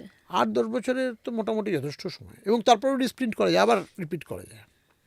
দাদা, নড়ে যাওয়া দাঁত আবার ঠিক করে দেওয়ার কথা আপনি বললেন, কিন্তু ধরুন অ্যাক্সিডেন্টে কারো দাঁত ভেঙে গেছে, হ্যাঁ, সেক্ষেত্রে কি করবে? দুরকম হতে পারে। পসিবিলিটি হচ্ছে, একটা হলো একদম ভেঙে ভেতরে মাড়ি লেভেলের তলা চলে গেছে, সেক্ষেত্রে এক্সট্রাকশন করা ছাড়া উপায় নেই। যদি মাড়ি লেভেলের ওপরে থাকে you can keep, root canal করে, পোস্ট করে, ডিপেন্ডস কতটা টুথ স্ট্রাকচার আছে। তবে মোটামুটি দাঁতের যতটা অংশ দেখা যাচ্ছে ক্রাউন, তা যদি হাফেরও বেশি চলে যায় তাহলেও দাঁত রাখা যাবে, তাহলে প্রবলেম নেই।